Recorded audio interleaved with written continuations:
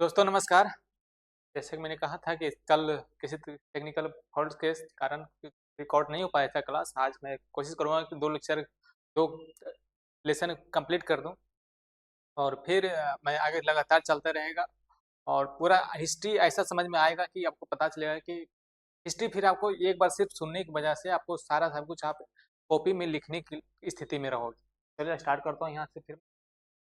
जैसे यहाँ पर क्या है, कल मैं हड़प्पा सभ्यता पढ़ा दिया था, तो हड़प्पा में क्या क्या एक व्यवस्थित ढंग से जो वहाँ पर बसा हुआ एक नगर था, जो कि नगर था, और नगर कैसे बना ऐसे मैंने आपको बता दिया था कि नगर कैसे बना। आपस में 2 4 10 गांव थे वहाँ पर, वस्तु विनिमय प्रणाली के, क्योंकि पहले पैसा चलता नहीं था। पहले पैसा नहीं चलता था, इसके बदले मोहर चलता था। एक वस्तु विनिमय बोलता है, तो वस्तु विनिमय का मतलब क्या होता है कि अब मैं ये वस्तु दे रहा हूँ, बदले में उस वस्तु आप मुझे दे दो, ये होता है वस्तु विनिमय प्रणाली चलता है। वही वस्तु विनिमय प्रणाली जो चला वो हड़प्पा सभ्यता में चल रहा था। और इसी को लगातार आगे बढ़ते हुए हड़प्पा सभ्यता कैसे विलीन हुआ सबको मैंने बता दिया, कैसे खत्म हो गया, कैसे वहाँ इंडो आर्यन आया, किस रास्ते से आया, खैबर आया, बोलन आया, कौन कौन से दर्रे से आया, सब कुछ मैंने आपको बताया था। आज फिर स्टार्ट करता हूँ। जैसे वैदिक काल है, वैदिक सभ्यता में कैसे मनुस्मृति कैसे आया, कैसे सब कुछ आया। वैदिक सभ्यता में ये आपको पता चलेगा ना कि कौन से कैसे कैसे लोग कौन कौन सी कुरीतियां थी, वो कुरीतियां को दूर करने के लिए कैसे आज के डेट में, आज के इतिहास में क्या जो लिखा हुआ है हमारे संविधान में कुछ, जैसे यहाँ पर क्या है, जैसे हड़प्पा सभ्यता जो था मातृसत्तात्मक समाज था, लेकिन वैदिक के जाते थे क्या हुआ, पितृसत्तात्मक हो गया। यानी कि पितृसत्तात्मक यानी कि सब कुछ पुरुष ही करेगा। और हड़प्पा सभ्यता में जो था मातृसत्तात्मक, यानी क्या, महिलाओं को उसमें बहुत अच्छी खासी भागीदारी हुआ करते थे। यहाँ पर मैं बता रहा हूँ वैदिक काल में क्या है।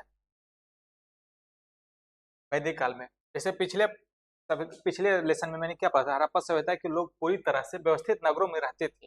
व्यापारिक और शिल्पकारी संबंधी कार्य विधियां बहुत व्यवस्थित थी, उनकी एक लिपि थी, परंतु अभी तक हमने उस लिपि को पढ़ नहीं पाया। यानी हड़प्पा लिपि में एक लिपि था, उस लिपि का नाम क्या है वो आपको बताना, कमेंट करना, क्योंकि उसने पढ़ा दिया था, मैंने बता दिया था।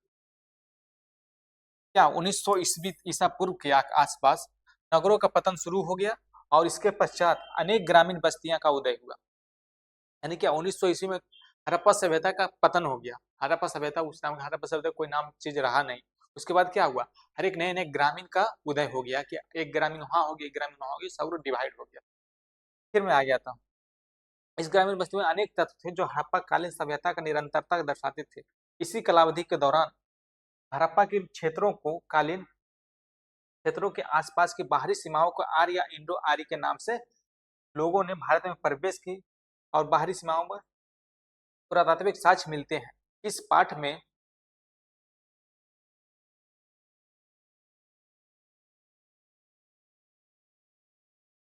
जैसे देखो अनेक बस्तियों को उदय हुआ, तो हड़प्पा के क्षेत्रों के आसपास के बाहरी सीमाओं में आर्य या इंडो आर्य के नाम से आते हैं। इंडो आर्य मतलब क्या हुआ, इंडो आर्य, वहां से आर्य लोग आए।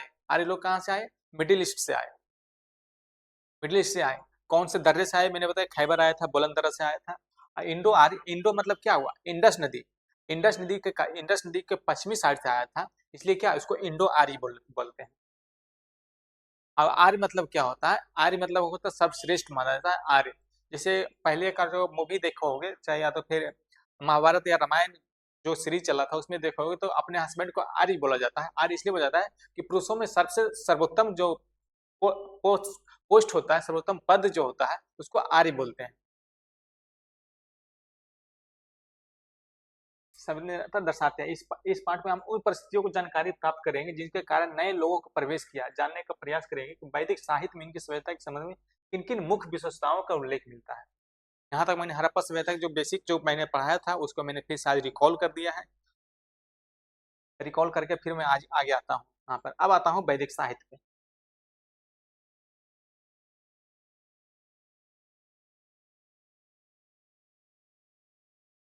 वैदिक साहित्य में क्या है, तो उद्देश्य क्या है, वैदिक ग्रंथ और उसके विषय वस्तु को जानकारी दे सकेगा।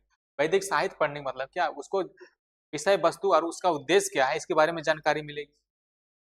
दूसरी बात क्या है, आर्यों के बारे में जानकारी दे सकेंगे, कहाँ से वो स्थानांतरित हुए और उन क्षेत्रों की पहचान कर पाएंगे। आर्य के बारे में जानेंगे कि कहाँ से वो प्रवेश किया, और उसके बारे में हम जानकारी लेंगे कि कैसे कैसे क्या हुआ नहीं हुआ, सब कुछ बताएंगे। और यहाँ पर है वैदिक काल 1500 से 1000, वैदिक काल जो है 2 टर्म में चला। एक 1500 ईसा पूर्व से 1000 ईसा पूर्व और दूसरा 1000 ईसा पूर्व से 600 ईसा पूर्व तक पूरा वैदिक साहित्य चला। यहाँ पर देखेंगे क्योंकि निवास स्थलों की पहचान करेंगे। फिर लोहे से बनी चीजों का महत्व, यानी कि वैदिक काल जो थे, हड़प्पा काल के लोग लोहे के बारे में जानकारी नहीं रखते थे, लेकिन वैदिक साहित्य में जो क्या लोहे के बारे में जानकारी मिलना शुरू हो गया। लोहे के बारे में जानकारी मिलना शुरू हुआ, इसीलिए इंडो गैंगेटिक प्लेन जो होता है, इंडस और गंगा के मैदान जो है, वहां पर क्या लोहे के भरपूर मात्रा में मिला। वो लोहे के भरपूर मात्रा मिलने से क्या होता है, तो वहां पर जो है लोहे के भरपूर मात्रा मिलने से वहां पर जब भरपूर मात्रा मिला तब उससे क्या क्या होता है, लोहे से जैसे लोहे के हथियार बना सकते हैं, लोहे का हल बना सकते हैं, लोहे का बहुत सारी चीज बना सकते हैं, जंगलों साफ सफाई करें, वहां पर खेती बाड़ी करने में सुविधा हो सके। इस तरह से लोहे का जो मात्रा मिला वहां पर जो होता, फिर वहां पर जनसंख्या बढ़ना लगातार चालू हो गया।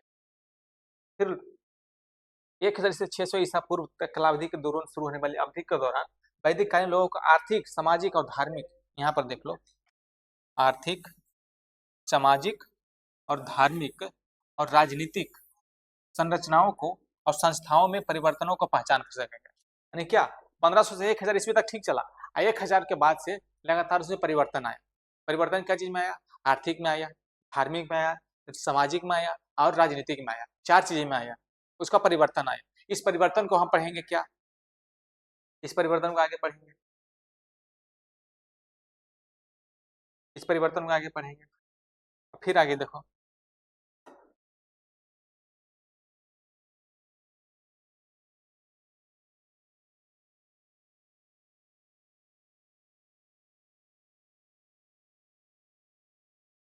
हाँ देखो मैंने यहाँ मैं नोट्स बना के लाया था ताकि आपको कहीं तरह से कोई दिक्कत ना हो। देखो वैदिक साहित्य में क्या 1500 से 600 ईसा पूर्व पूरा नोट्स बना के हैंड रिटन नोट्स लाया था, उसके मैंने पढ़ा रहा हूँ, उसको आप ध्यान से पढ़ना। फिर आप देख लो यहाँ पर क्या है, इंट्रो क्या परिचय,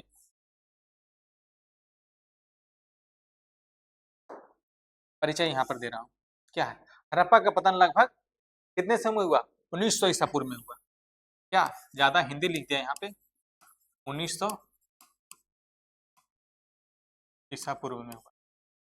नगरों का पतन हुआ, नई बस्तियां, ग्रामीण बस्तियों उभरी जिसमें कुछ हड़प्पा तत्वों की निरंतरता थी। हड़प्पा तत्वों की निरंतरता कैसे देखने को मिलता है, जैसे हड़प्पा तो था वहां था, लेकिन उसका तत्वों का कहाँ देखने में, कालेबंगा में मिलता है, राखीगढ़ी में मिलता है, यूपी के कुछ जगह में मिलता है और बहुत सारी चीजें।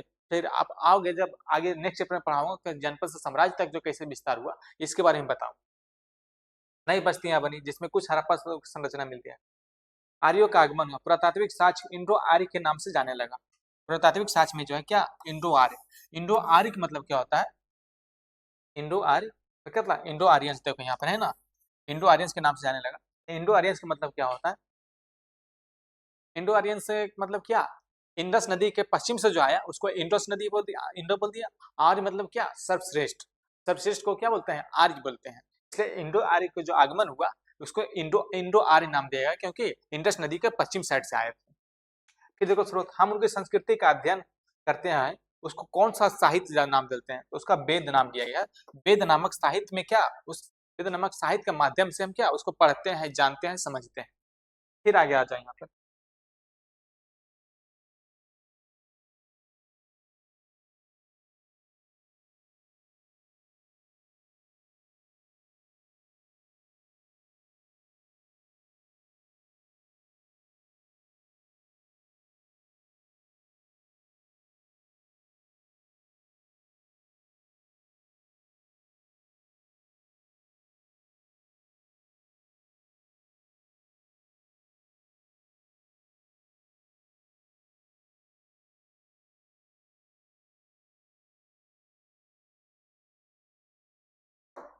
फिर यहाँ पर देखो क्या है, फिर यहाँ वैदिक साहित्य में वेद क्या है, वेद बना क्या चीज से, तो वेद मतलब क्या होता है, धातु, धातु किससे बना, वेद मतलब धातु से लेगा, इसका अर्थ है क्या, जानना। वेद धातु से क्या मतलब, जानना, यानी वेद को जानने के लिए क्या वैदिक साहित्य नाम दिया गया है। वेद शब्द का अर्थ है क्या, वेद साहित्य के रूप में जाने वाले वैदिक साहित्य में निहित पवित्र ज्ञान है।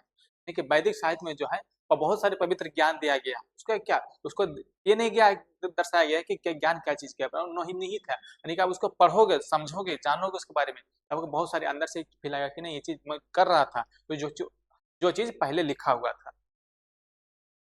वैदिक साहित्य का अर्थ कि संपूर्ण ग्रंथावली में दो प्रकार की पुस्तकें शामिल हैं, ये है मंत्र और ब्राह्मण। देखिए मंत्र वर्ग ग्रंथावली वैदिक ग्रंथों के प्रमुख ग्रंथावली है। देखिए मंत्र शब्द जो गया क्या वैदिक ग्रंथ में क्या प्रमुख शब्दावली का नाम दिया गया है, और यह है इसमें 4 पृथक ग्रंथ शामिल है। ऋग्वेद, सामवेद, यजुर्वेद, अथर्ववेद। ऋग्वेद गया यहाँ पर, सामवेद, यजुर्वेद, अथर्ववेद।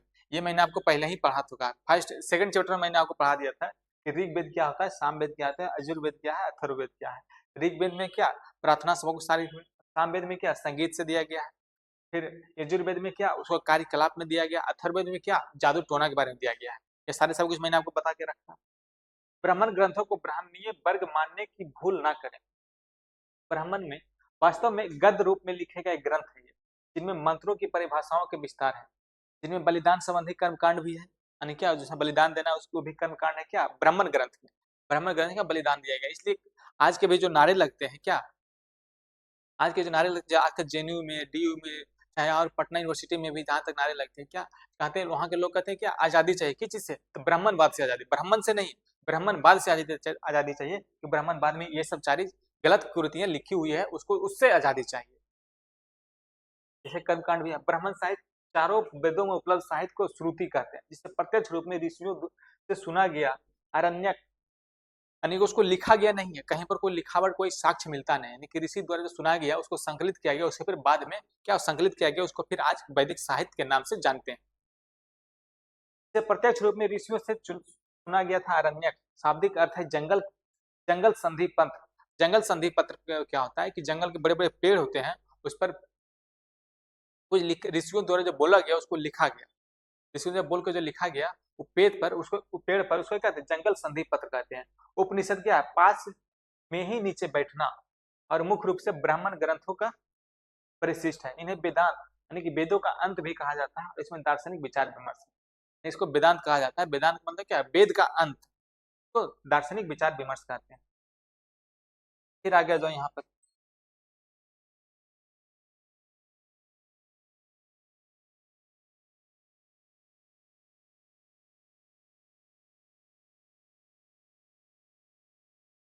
फिर आ गया जो ऋग्वेद 1028 मंत्रों का संकलन है। ऋग्वेद में कितने मंत्रों का, यहाँ पर आ जाएगा तो ऑब्जेक्टिव क्वेश्चन में आ सकता है कि ऋग्वेद में कितनों मंत्रों का उल्लेख है, तो कितने मंत्रों का संकलन है, 1028 मंत्रों का संकलन, जिसे 10 मंडलों में बांटा गया।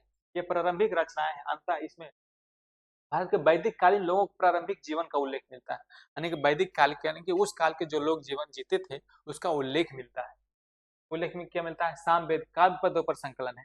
सामवेद जो है किस पर है, ये काव्य पदों का संकलन जो अधिकतर ऋग्वेद से लिए गए हैं, और इन्हें काव्यात्मक रूप दिया गया ताकि इन्हें गाया जा सके। यजुर्वेद में 2 रूप में मिला, श्याम और शुक्ल।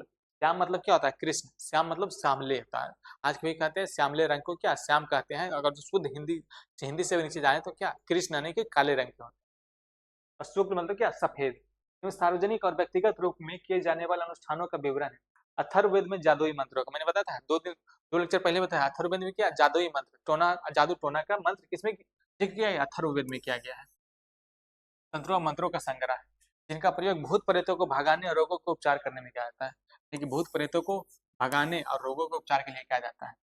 यहाँ पर समझ रहे क्या जादुई तंत्र से भूत प्रेत ऐसा नाम की कोई चीज होता है, अगर विश्वास करते हो तो उसमें क्या कर सकते हैं, बट यहाँ पर भूत प्रेत नाम की कोई चीज होती नहीं है कि भूत प्रेत होता है, और कोई जादुई मंत्र से कोई रोग का उपचार हो जाए, ऐसा कुछ होता नहीं।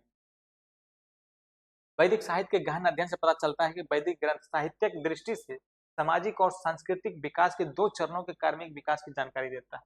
एक 2 चरण क्या, ये 2 चरण, एक तो 1500 ईसा पूर्व से 1000 ईसा पूर्व, और दूसरा क्या 1000 ईसा पूर्व से 600 ईसा पूर्व में। यहाँ तक बातें समझ में आ रही है।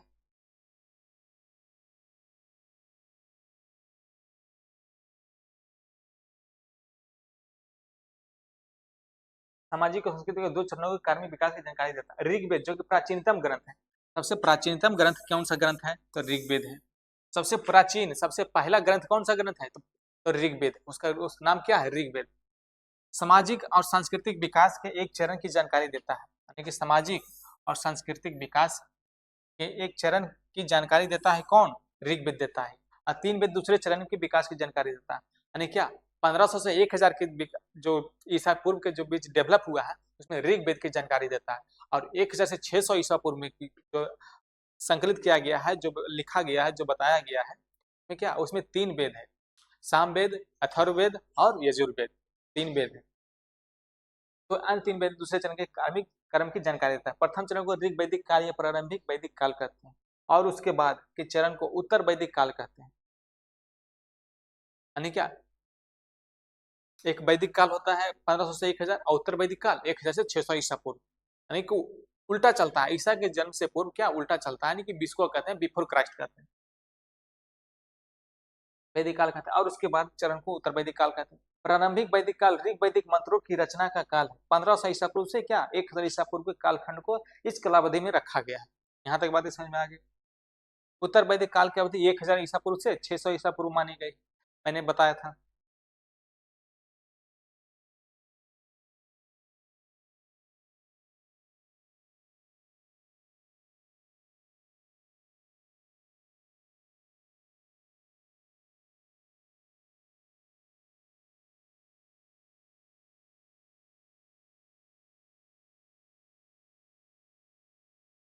फिर यहाँ देख लो 1000 कालखंड को 1600 ईसा पूर्व मानी गई।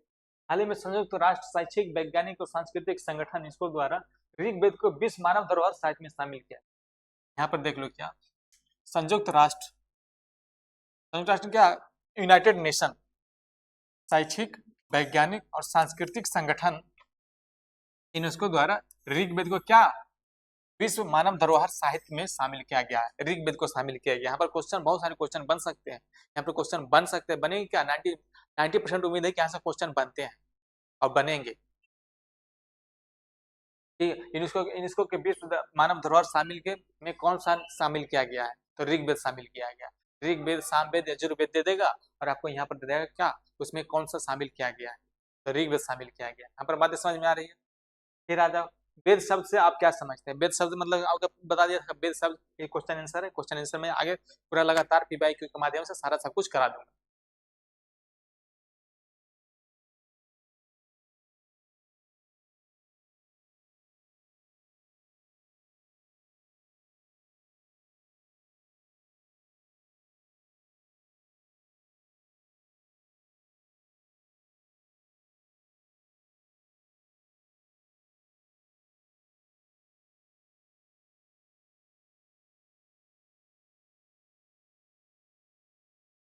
मैंने बताया था ना, देखो यहाँ वैदिक ग्रंथ जो है यहाँ पर वैदिक ग्रंथ में क्या है, यानी कि definition but Veda comes from root विद to know meaning sacred knowledge. यानी कि परिभाषा वेद शब्द का विद धातु से लिए गया जिसका अर्थ होता है क्या पवित्र ज्ञान, यानी कि जानना, पवित्र ज्ञान को जानना। यहाँ वैदिक साहित्य में क्या है, यहाँ पर 4 मंत्र दिया गया है, 4 वेद। कौन कौन से वेद हैं? यहाँ ब्राह्मण एक्सप्लेन किया गया है कि ब्राह्मण के बारे में व्याख्या किया गया है। यहाँ पर क्या है श्रुति मतलब क्या सुनना, 4 वेद प्लस ब्राह्मण ऋषियों द्वारा सीधे सुना गया, वहां पर लिखा गया नहीं है, ऋषियों द्वारा सीधे सुना गया। यहाँ पर बातें समझ में आ रही है क्या? अपेंडिक्स प्रिसिस्ट किया गया है अरण्यक वन ग्रंथ निकुपनिषद पास बैठना दार्शनिक चर्चा और इसे वेदांत का अंत भी कहते हैं। यानी क्या वहां पर पास बैठना और उसको सुनना, यानी क्या वहां पर जो है वेदों का अंत हो गया क्योंकि वहां पर सारा सब कुछ खत्म हो गया। यहाँ तक बातें समझ में आ रही है।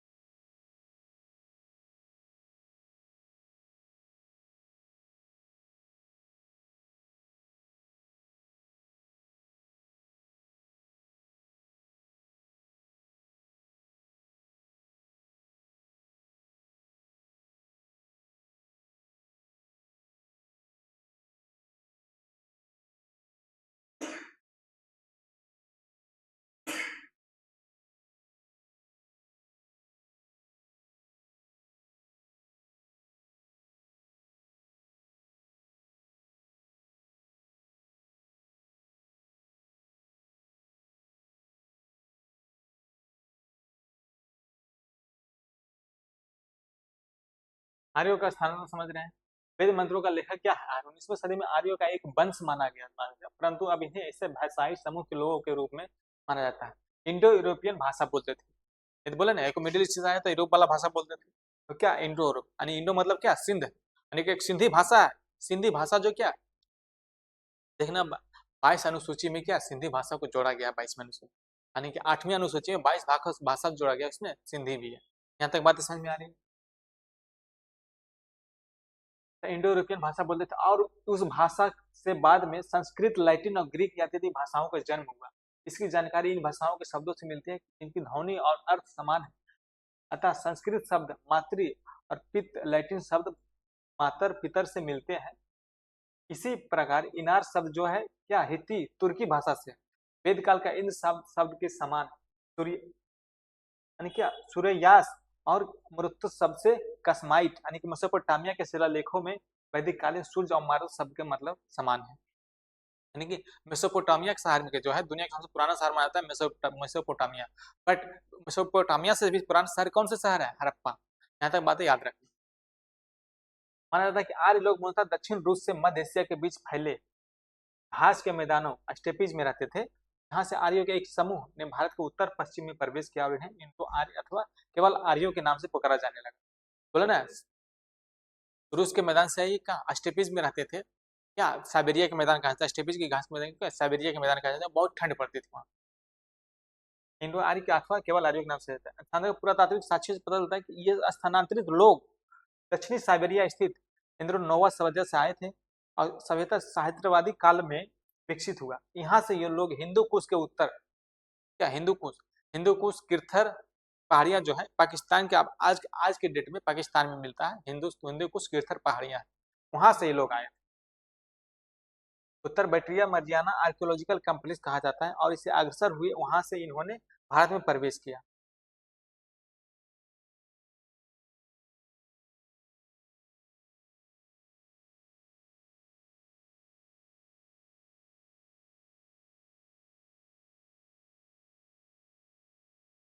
इस इस काल में 1900 ईसा पूर्व से 1500 ईसा पूर्व के दौरान इन क्षेत्रों का हमें घोड़ों, आयु, पहियों और अग्नि की उपासना और शवदाह के साक्ष्य मिले।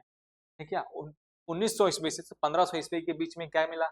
दौरान क्षेत्रों को से हमें घोड़ा, आयु, पहियों और अग्नि की उपासना का शवदाह के साक्ष्य मिले, और ये सब चीजें बाद में भारत में आर्यों के जीवन का प्रमुख भाग रही। वहां पर क्या मिला? पहिया मिला, अग्नि का भाग मिला और उपासना और सौदा के साक्ष्य मिले। इसका मतलब क्या, आगे जब हम उसको खुदाई किया, उसको रिसर्च किया, अब उसको पता चला कार्बन डेटिंग एक विधि होती है, उसको पता चलने के लिए कितनी पुरानी है, तो उस चीज को देख करके यहाँ पर प्रमुख भाग रही। कलाकृतियों में मिट्टियों के बर्तन के अवशेषों से भी यह संकेत मिलता है कि लोग मध्य एशिया से आए, दक्षिणी एशियाई क्षेत्रों की ओर स्थानांतरित हुए, परंतु कुछ विद्वान अभी भी इस तरह पर बहस करते हैं कि आर्य भारत के स्वदेश लोग थे या किसी बाहरी स्थान पर थे। यानी कि हिस्टोरियन का मत बटा हुआ है कि आर्य जो आए थे क्या भारत के थे या फिर किसी बाहरी जगह से आए थे।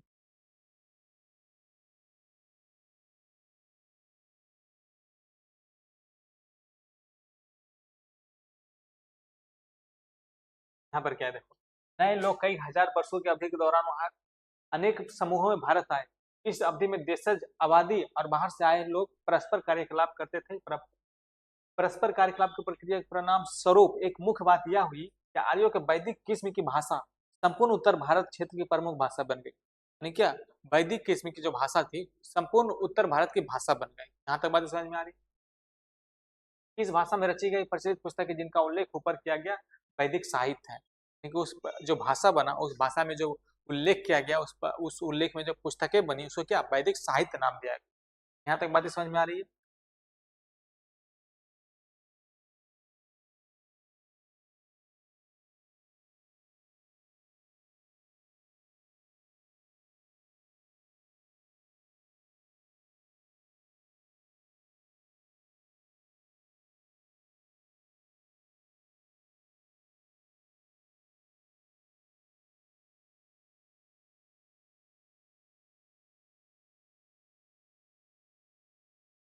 यहाँ तक बातें समझ में, देखो यहाँ पर कैसे आया था लोग, ये रहा भारत, ये देखो सिंधु नदी है यहाँ पे,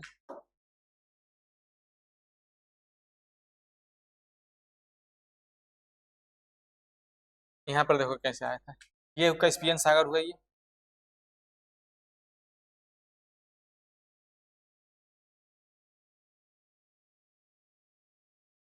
कैस्पियन सागर, यहाँ से आर्य लोग आए थे, इंडो यूरोपियन, क्या यहाँ से आर्य लोग आए थे। यहाँ पे क्या सिंध नदी है ये जो सिंध नदी बह रहा है,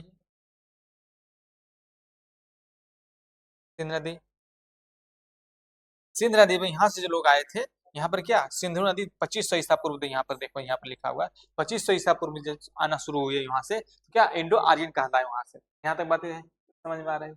यहाँ पर देखो हितीसी है, हिती नदी है, टिग्रिस है, हिब्बॉक्स है, और ओशियन है, ओसिरियन सागर है, नील नाइल नदी है, अफ्रीका में यहाँ पर है। यहाँ पर क्या देखो, ठीक है, कैस्पियन सागर से लोग आए थे, इंडो यूरोपियन कहलाए, कैस्पियन सागर की तरफ से। यहाँ तक बात समझ में आ रही है।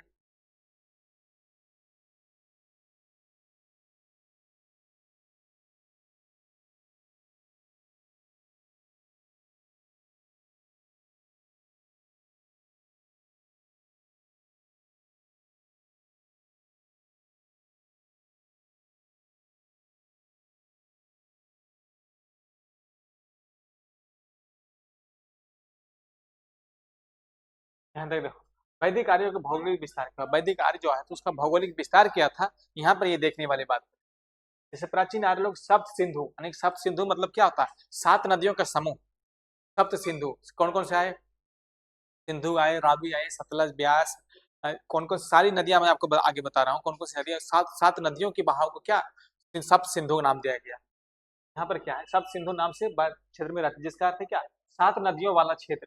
यह क्षेत्र मुख्यतः दक्षिण एशिया के उत्तर पश्चिम क्षेत्र, ठीक है, एशिया के दक्षिणी भाग में उत्तर पश्चिम क्षेत्र से ये लोग नदी नदी बह रहे थे, उत्तर प्रदेश यमुना नदी तक क्षेत्र में फैला हुआ 7 नदियों के शामिल क्या, सिंधु, सिंधु,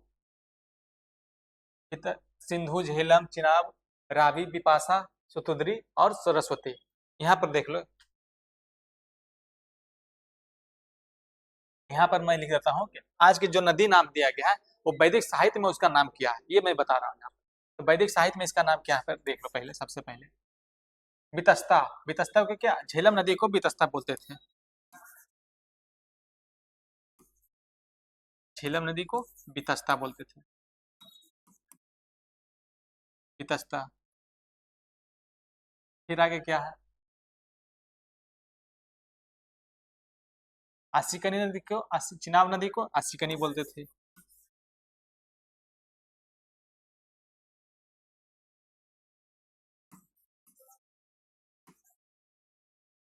आसिकनी बोलते थे। यहाँ पर है पुरुषनी नदी को, रावी नदी को क्या बोलते हैं, पुरुषनी।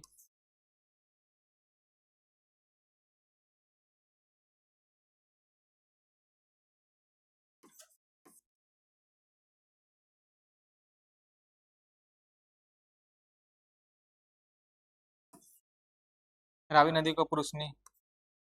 उसके बाद फिर क्या है, रावी नदी को पुरुषनी बोलते थे। फिर क्या, ब्यास नदी को क्या बोलते हैं, बिपाशा,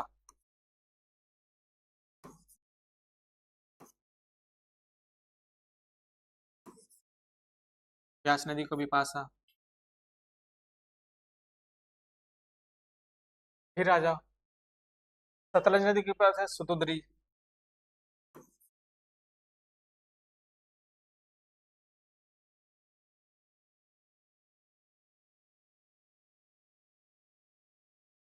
सतलज नदी को सुतुद्री बोलते थे। ये सब याद रखना, 5 नदियां दिया गया है, 5 नदियों का वैदिक साहित्य पूछ लेगा, वैदिक नाम पूछ लेगा, वहां पर या फिर मिलान करने के लिए भी दे देगा, तो आप यहाँ पर फंस सकते हो। इसलिए यहाँ पर सारा सब कुछ, यहाँ पर ये देखना, ये यूपीएससी में ये क्वेश्चन पूछा गया है, यहाँ पर बता रहा हूँ यूपीएससी में ये क्वेश्चन पूछा गया है, बार बार कर रहा हूँ कि यूपीएससी में यहाँ से क्वेश्चन बनते हैं। आइए देख लेना यूपीएससी का पीवाईक्यू, वहां पर देख लेना कि इस तरह से क्वेश्चन आए हैं कि नहीं आए, कितना बार ऐसा क्वेश्चन आया है कि झेलम नदी को वैदिक साहित्य में नाम क्या है, बोलता है वितस्ता, चिनाब नदी को आसिकनी, रावी नदी को पुरुषनी, व्यास नदी को बिपाशा, और क्या सतलज नदी को सुतुद्री के नाम से जाना जाता था। यहाँ तक की बातें समझ में आ रही है। सब सारा क्या वैदिक नाम है, ये सब वैदिक नाम की सब सारा याद करना होगा। यहाँ 5 नदी ये हो गया, और प्लस ये एक नदी क्या है, देख लो फिर, सिंधु नदी,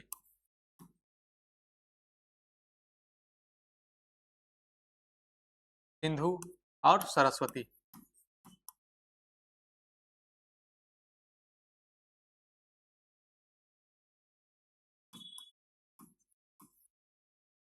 कितनी नदियां हो गए? यहाँ पर देख लो, 1 2 3 4 5 6 और 7। नहीं क्या 7 नदियों के संगम को क्या बोलते थे? सप्त सिंधु नाम से जाना जाता था। यहाँ पर मैंने पूरा बता दिया आपको। फिर आगे क्या है?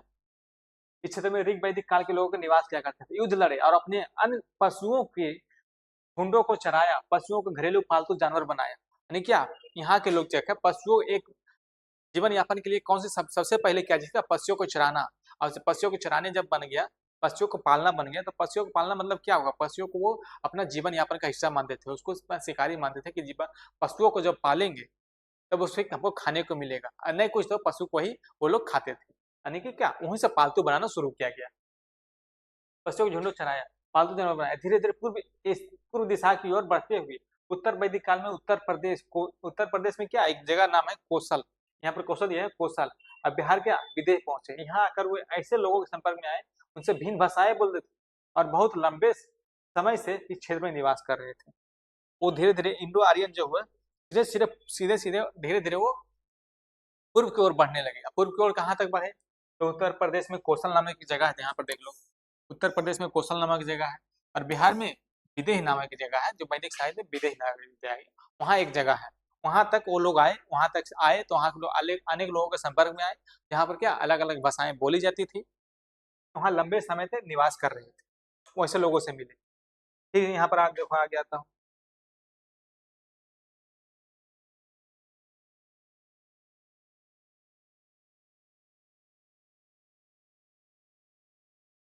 फिर देखो मुजबंत हुआ, कम्बोज हुआ, गंधार हुआ, विपाशा, सप्त सिंधु, कुरु, सरस्वती, परवाता, यमुना, मध्यमा, प्रतिशत दिखा, मारू, अम्बस्था, विपाशा, यहाँ पर सिंधु।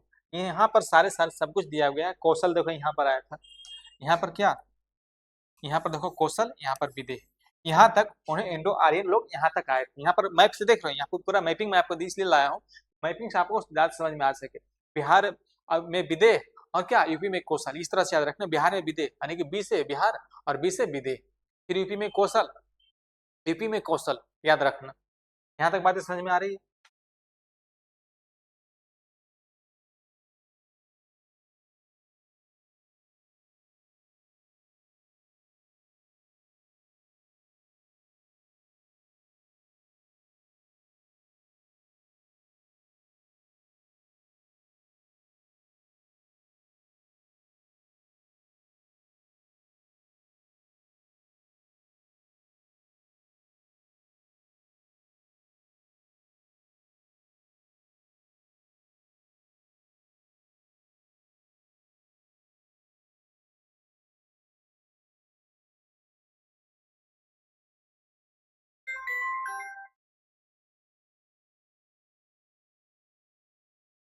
प्राचीन वैदिक आर्य लोग पशुपालक थे, यानी क्या पहले जो वैदिक आर्य लोग थे क्या थे? पशुपालक थे, यानी कि क्या पशुओं को पालने वाले थे। यहाँ तक बात यार, पशुओं को पालने वाले। यहाँ पर क्वेश्चन देगा कृषि करने वाले थे, पशु पालने वाले थे, या तो फिर कुछ और बिजनेस करने वाले थे, ऐसा कुछ दे देगा।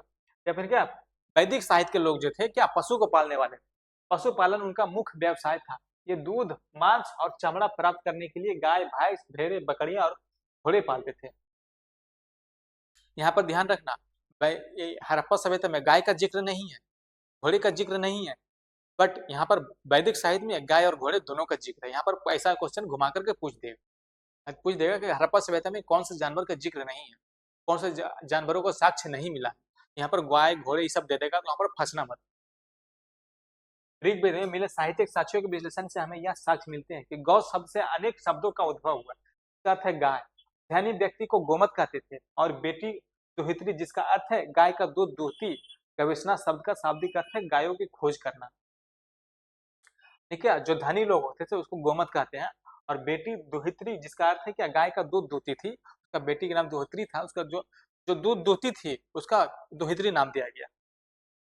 राजा गवेषणा शब्द का शाब्दिक अर्थ है गायों की खोज करना, यानी कि गाय कहीं भूल जाता था उसका क्या एक गवेषणा नाम दिया गया कि गवेषणा खोजेगा। आज भी हम लोग में क्या कहते हैं कि घर में पूजा कराते हैं तो उसको स्पेशली नाम दिया क्या पंडित जी या पुरोहित जी का नाम से बोलते हैं, या तो फिर घर में ऐसा कुछ काम हो जाता है, सब शुभ चीज होता है, तो वहाँ पर वो जो एक अलग नाम दिया गया है उसके पर, उस चीज पर कि वो लोग आएंगे, इसको तब इसको शुभ माना जाएगा। ऐसा इस तरह से यहाँ भी होता था। परंतु इस सबका अर्थ लड़ाई भी है, क्योंकि पशुओं के कारण अनेक लड़ाइयां भी लड़ी गई। गायों को संपूर्ण इच्छाएं पूरी करने के लिए कामदा समझा जाता था। पशुओं की संख्या में वृद्धि के लिए प्रार्थनाएं की जाती थी। क्या पशुओं की संख्या में वृद्धि के लिए भी प्रार्थनाएं की जाती थी, और पशुओं की लड़ाई भी हो जाती थी। यहाँ तक बात ये समझ में आ रही है। ऊपर उल्लेखित संदर्भ इसके साथ ही अनेक संदर्भों में संकेत मिलते हैं कि ऋग वैदिक काल के लोग आर्यों का घरेलू पशुपालन में सबसे महत्वपूर्ण आर्थिक गतिविधि थी। देखिए ऋग वैदिक काल में आर्यों का जो था आर्थिक क्रियाकलाप किससे चलता था? पशुपालन से चलता था। पशुओं को पालने में चलते थे, वो आर्थिक क्रियाकलाप वहीं से चलता था। यहाँ तक बात समझ में आ गई। हड़प्पा के लोग पशुओं को पालने में विश्वास नहीं करते, तो वहां पर बिजनेस नगर का आयोजन किया हुआ था। और यहाँ पर क्या वैदिक काल में गायों का पशुओं को पालने के लिए बहुत महत्वपूर्ण साक्ष्य यहाँ पर मिलते हैं आर्थिक गतिविधि चलाने के लिए। परंतु इसका मतलब यह नहीं कि प्रारंभिक वैदिक काल के लोग खेती बाड़ी का ज्ञान नहीं था। पशु चराने के लिए कार्यों की तुलना में खेती बाड़ी करने के साक्ष्य बहुत कम मिले, यानी कि पशुओं को चराने के ज्यादा मिले हैं, लेकिन खेती बाड़ी करते थे, लेकिन उसका साक्ष्य कम मिला। बहुत कम स्तर पर लोग खेती बाड़ी करते थे। ये संदर्भ प्राय बाद में जोड़े गए। कुछ संदर्भ में यह पता चलता है कि उन्होंने कृषि की जानकारी थी और अपनी भोजन संबंधी आवश्यकताओं को पूरा करने के लिए खेती करते थे। यानी कृषि की जानकारी थी, बट कृषि के उतना ही उनको मतलब रहता था कि बस इससे देखिए भोजन किसी तरह से प्राप्त हो जाए, बाकी इससे हमको कुछ करना नहीं है। यहाँ तक बात समझ में आ रही है। नहीं, भोजन आवश्यकताओं पूरी करते थे। इसे यव उगाते थे, यानी कि आधुनिक जव। यव मतलब क्या होता है? आधुनिक जव। उसको क्या इंग्लिश में बार्ली कहते हैं, जिसका अर्थ खदानों की जाति से खदानों की जाति फसलों के लिए प्रयोग किया जाता था। यानी कि आज भी जौ जो है, बार्ली में जौ, उसमें क्या सबसे ज्यादा फाइबर पाया जाता है।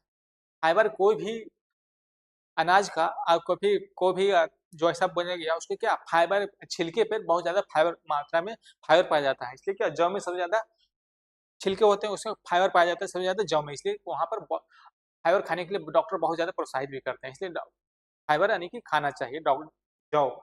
जौ में सबसे ज्यादा फाइबर पाया जाता है।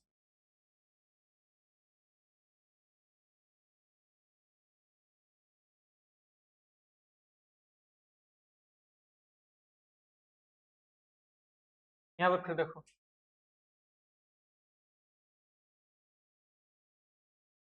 पशुपालन और लघु स्तर पर खेती बाड़ी करने के लिए अतिरिक्त वे अन्य आर्थिक कार्यकलाप भी करते थे, जैसे शिकार करते थे। यहाँ पर देखो, शिकारी भी करते थे, बारीगिरी भी करते थे, रंगाई भी करते थे, और कपड़ों की बुनाई, रथ बनाना, और धातुओं को लाकर ढलाई का काम इत्यादि सब कुछ काम भी करते थे। यानी कि ये सभी काम भी करते थे। यानी कि वैदिक काल में लगभग सारी काम होता था।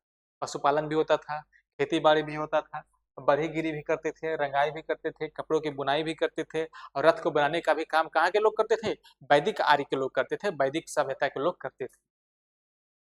वे लोग जो इन आर्यों को बनाए गए उत्पादों को वस्तुओं की अदला बदली के नाम से मिलाते थे, परंतु वस्तु विनिमय का सबसे पसंदीदा माध्यम थी गायें।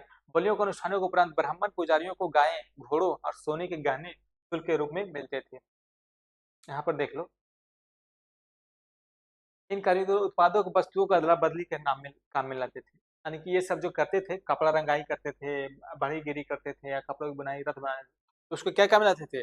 वस्तुओं को अदला बदली के काम में लाते थे। अदला बदली का काम में मतलब क्या? वस्तु विनिमय का सबसे पसंदीदा माध्यम थी गाय। एक गाय जो है सबसे सर्वोच्च माना गया था वैदिक साहित्य में। आज भी आप हिंदू धर्म में गायों को सबसे प्रमुख यानी कि सबसे अच्छे देवता के रूप में लोग पूजते हैं, मानते हैं। बलियों के अनुष्ठानों के उपरांत ब्राह्मण पुजारियों को गायें और घोड़े के सोने के गहने के शुल्क मिल रहे थे, क्योंकि ब्राह्मण पुजारियों जो था उनको गिरदान में क्या गाय दिया जाता था, घोड़े दिया जाता था, और सोने के गहने शुल्क के रूप में मिलते थे। यानी कि ब्राह्मण लोग उस टाइम भी सर्वोच्च थे। यहाँ तक बातें समझ में आ रहा है।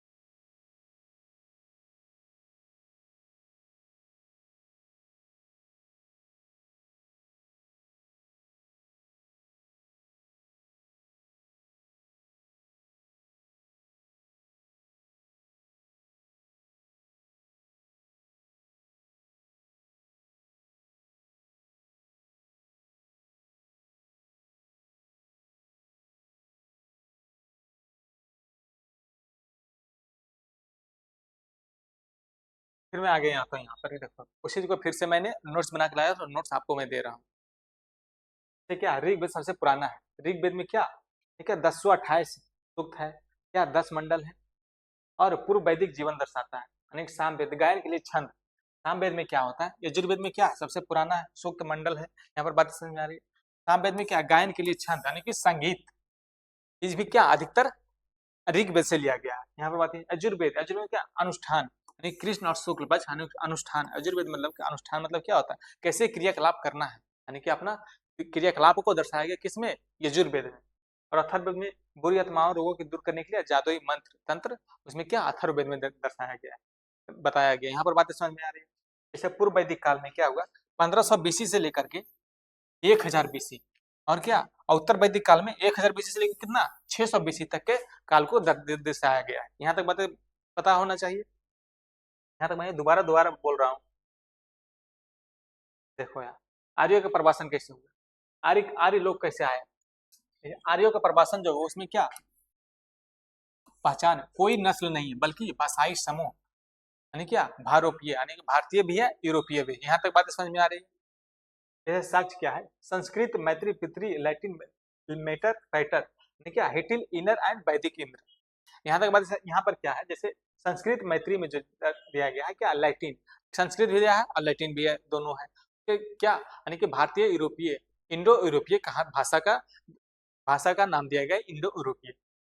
मूल स्थान क्या है, अस्टेपिज। देखो अस्टेपिज बताया था, अस्टेपिज दक्षिणी रूस से मध्य एशिया, यानी कि दक्षिणी रूस से मध्य एशिया, यानी क्या मिडिल एशिया से जो लोग आए, यहाँ पर देखो, देखो यहाँ पर कैसा है, यहाँ से आए अस्टेपिज के दक्षिणी रूस हुआ ये, और बैटरिया मार्गियाना ये यहाँ से आए, इंडिया आए।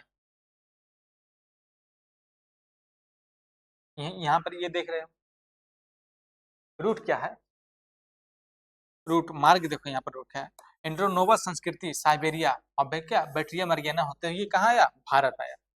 यहाँ तक अरावल में आया कब, 1900 से 1500 बीसी तक, 1900 से 1500 बीसी तक स्थानीय लोगों के साथ मिलन से वैदिक संस्कृति बनी है। स्थानीय लोगों के मिलने से क्या, कौन सी संस्कृति बनी, वैदिक संस्कृति बनी। यहाँ तक बातें समझ में आ रही है।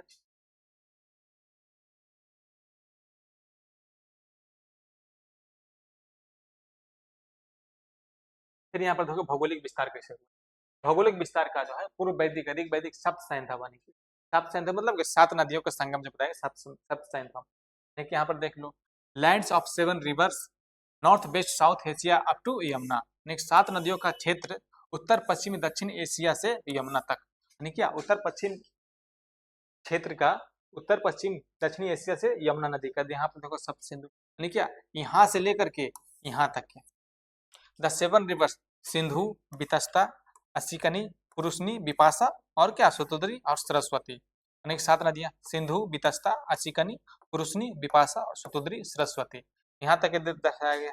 यहाँ पर ये मिला, एनसीईआरटी में आपको यही मिलेगा, आपको आपके पुराना नाम का नया नाम जोड़ के मैच करके नहीं मिलेगा एनसीईआरटी में। ये तो एनआईएस का शुक्रगुजार है कि एनआईएस ने इतनी अच्छी सरल भाषा में आपको समझा दिया है, बता दिया है, ताकि कहीं कोई दिक्कत ना हो। जिससे क्या मूव्ड ईस्टवर्ड, यानी क्या पूर्व की ओर बढ़े, उत्तर प्रदेश के कौशल में और उत्तरी बिहार के कहा विदेह में आए ये लोग। यहाँ तक बातें समझ रहे। जैसे गंगेटिक डोब आया, गंगेटिक डोब जो है यानी क्या गंगा के मैदान में, यहाँ पर सबसे ज्यादा क्यों आए, वहां को सबसे ज्यादा लोहा मिलने लगा। यहाँ तक बातें समझ में आ रही है।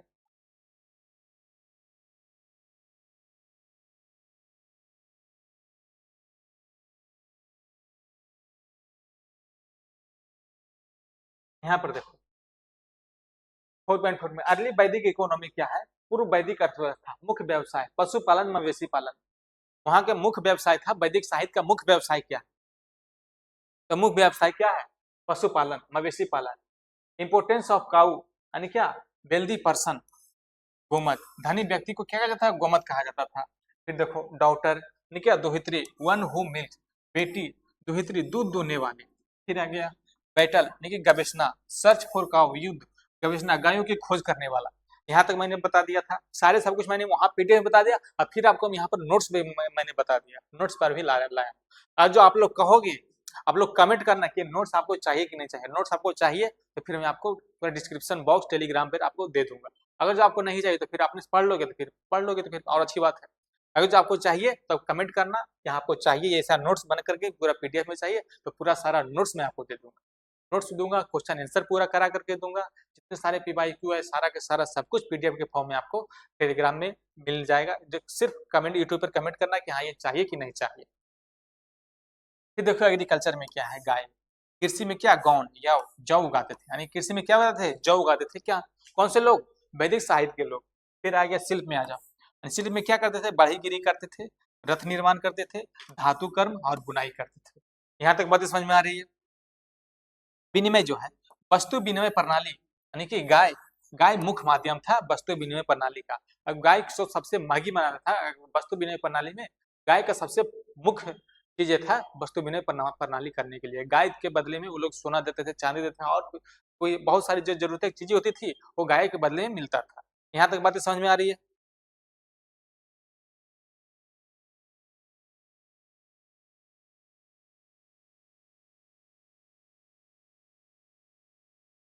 अब मैं आता हूँ, फिर आता हूँ वहाँ पीडीएफ पे आता हूँ।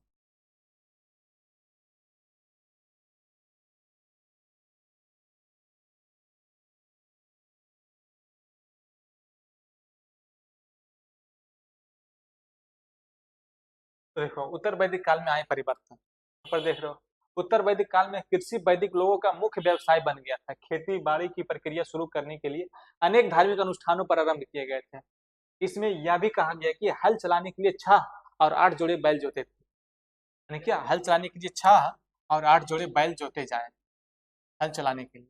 भैंस को खेती के उद्देश्य से घरों में पाला जाता था। दलदली भूमि पर हल चलाने के लिए यह पशु बहुत ही उपयोगी था। इंद्र देवता को इस काम में नया उपनाम दिया गया, इंद्र देवता को इस काम में नया उपनाम दिया गया है कृषि का देवता। यानी क्या, इंद्र देवता को क्या कहा जाता था, कृषि का देवता कहा जाता था। किस लिए कहा जाता था, पौधों से उगाए जाने वाले खाद्य पदार्थ की संख्या में काफी वृद्धि हुई, यानी कि इंद्र देवता जो था पौधों से खाद्य पदार्थ उगाने के लिए क्या काफी वृद्धि हुई, इसलिए इंद्र, इंद्र का भगवान क्या, उसको बारिश कराना। इंद्र का भगवान का काम क्या है, बारिश कराना, धूप उगाना। इसका अर्थ क्या, इंद्र भगवान का रूप में देखा जाता है। यहाँ पर क्या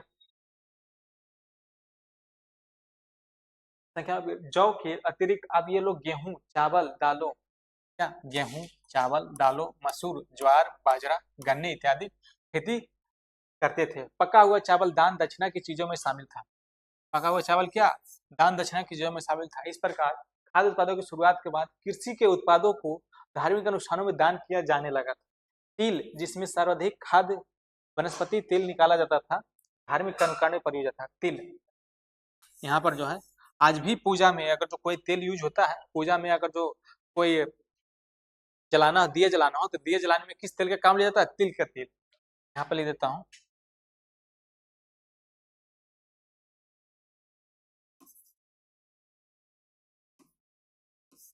दिया जलाने के लिए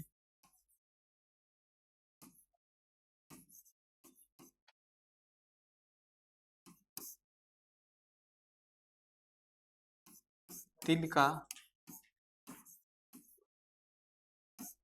तिल का,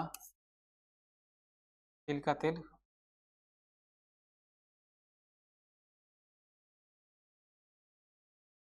तिल का तेल प्रयोग में लाया जाता है।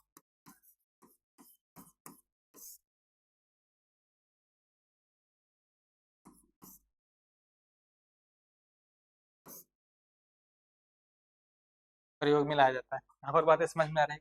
आज भी पूजा पाठ में क्या तिल का तेल का प्रयोग उपयोग होता है दिए जलाने के लिए। यहाँ तक बातें समझ में आ रही है। जो वैदिक साहित्य में लिखा हुआ आज भी उस चीज को लाया गया है।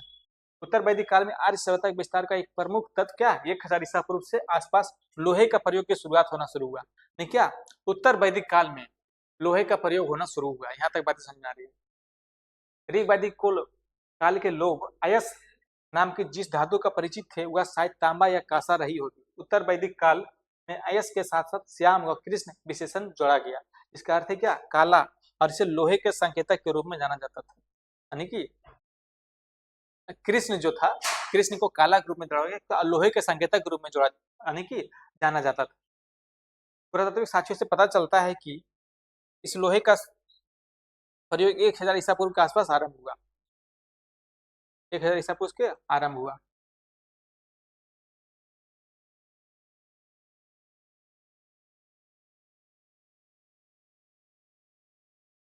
किस धातु से परिचित है? शायद तांबा या कांसा रही होगी।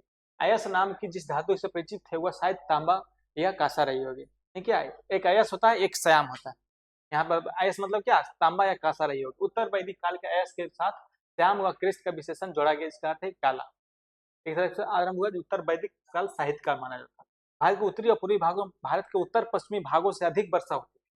उत्तर पश्चिम में आज भी अधिक वर्षा होती है। भारत के उत्तर पश्चिम में, जब भारत के उत्तर पश्चिम गुजरात के साइड में क्यों अधिक वर्षा होती है? क्योंकि यहाँ जो पहाड़ी है, पहाड़ी क्या पूरा खड़ा है, यानी कि वर्टिकल है, वहां पर बारिश जब ऊपर उठती है तो क्या बारिश होना शुरू हो जाती है। यहाँ तक बातें समझ में आ रही है? वर्षा अधिक होती है। वर्षा के परिणाम स्वरूप यह क्षेत्र घने जंगलों से भरा हुआ था। वह क्षेत्र में क्या ज्यादा जहाँ ज्यादा बारिश होगी वहां ज्यादा जंगल होगा। ऋग्वैदिक काल के लोगों द्वारा क्या जानने लगा? तांबे या पत्थर के औजारों से होना संभव नहीं था। घने वर्षा वनों को अच्छे ढंग से सफाया करने के लिए लोहे के औजारों ने बहुत सहायता की। खासतौर पर यह जलावन के बाद बच्चे पेड़ों को बड़े बड़े ठूठों या पहले की तुलना में कम समय यानी क्या विस्तृत जंगली भूभागों का कृषि योग्य भूमि परिवर्तन किया जा सकता था। लोहे के हल से गहरी मिट्टी की जुताई की जा सकती थी ताकि भूमि को उपजाऊ बनाया जा सके। ऐसी संभावना है कि ऋग्वैदिक काल में उत्तर काल में प्रारंभ हुई थी, परंतु लोहे से बने औजारों और उपकरणों का प्रयोग करने के लिए प्रभाव का साक्ष्य उत्तर वैदिक काल के अंतिम चरण में ही ज्ञात हुआ। यहाँ तक बातें समझ में आ रही है? यानी कि लोहे का जो है 1000 पूर्व से इसका पूरा विस्तार क्या हुआ, इसका एक सारांश निकला कि लोहे का जो काम आया, लोहे का उसमें कब काम आएगा? 1600 ईसा पूर्व में काम आया। लोहे के काम किस लिए आया? जंगलों को साफ सफाई करने के लिए, गहराई से खोदने के लिए, क्या उस भूमि को उपजाऊ बनाया जा सके। यहाँ तक बात समझ में आ रही है?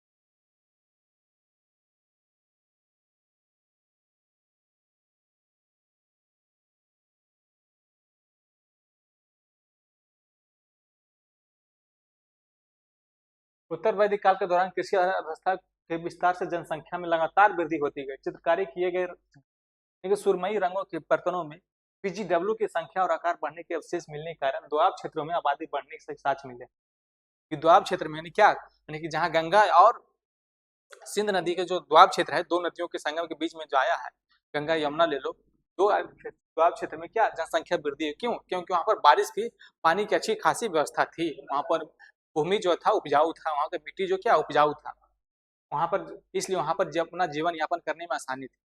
यहाँ पर आप देख सकते हो कि जैसे इस तरह से उत्तर प्रदेश और बिहार जैसे राज्यों में जनसंख्या ज्यादा क्यों है? क्योंकि वहाँ पर पानी की अच्छी खासी उपलब्धता है। इंडो गैंगेटिक प्लेन है, इंडो गैंगेटिक प्लेन होने के कारण वहाँ पर क्या है, भूमि की जो है उपजाऊ है। भूमि उपजाऊ कारण जनसंख्या इसलिए ज्यादा है, वहाँ पर जीवन यापन पहले करने में ज्यादा सुविधाएं थी, ज्यादा आसान थी। वहाँ पर जीवन यापन अपना आराम से हो सकता था और होता था। और आज भी सबसे ज्यादा जनसंख्या रहने का कारण यही है कि वहाँ पर इंडो गैंगेटिक प्लेन में भूमि उपजाऊ होने के कारण वहाँ पर सबसे ज्यादा यानी कि जनसंख्या है। वैदिक लोगों को मौसमी खाद्य सिंचाई का बेहतरीन जानकारी भी हासिल हो गई। इन सभी विकासों के परिणाम स्वरूप उत्तर वैदिक काल के अंतिम चरण में कुछ स्थलों जैसे हस्तिनापुर और कौशाम्बी में वास्तविक रूप में विस्तार हुआ। हस्तिनापुर और कौशाम्बी, महाभारत के सीन में हस्तिनापुर दिखाया गया, कौशाम्बी भी दिखाया गया, वहां पर देख लेना। हस्तिनापुर कौशाम्बी में क्या वास्तविक रूप में विस्तार हुआ। इन स्थलों में धीरे धीरे नगरों की व्यवस्थाएं विकसित होने शुरू हुई। तो जहाँ श्रेष्ठी राजकुमार, पादरी और कारीगर रहते थे, उनकी आबादी का भरण पोषण किसान लोग करते थे। लेकिन जहाँ राजकुमार रहते थे, पादरी रहते थे और कारीगर रहते थे, वहाँ का भरण पोषण कौन करता था? वहाँ के किसान लोग करते थे, यहाँ से अन्न उपजा करते थे। यहाँ तक बात समझ में आ रही होगी? यानी कि किसान भी अपनी इच्छा या बिना इच्छा से अपने उन्हें अनाज दे देते थे। यहाँ तक बात समझ में आ रही होगी?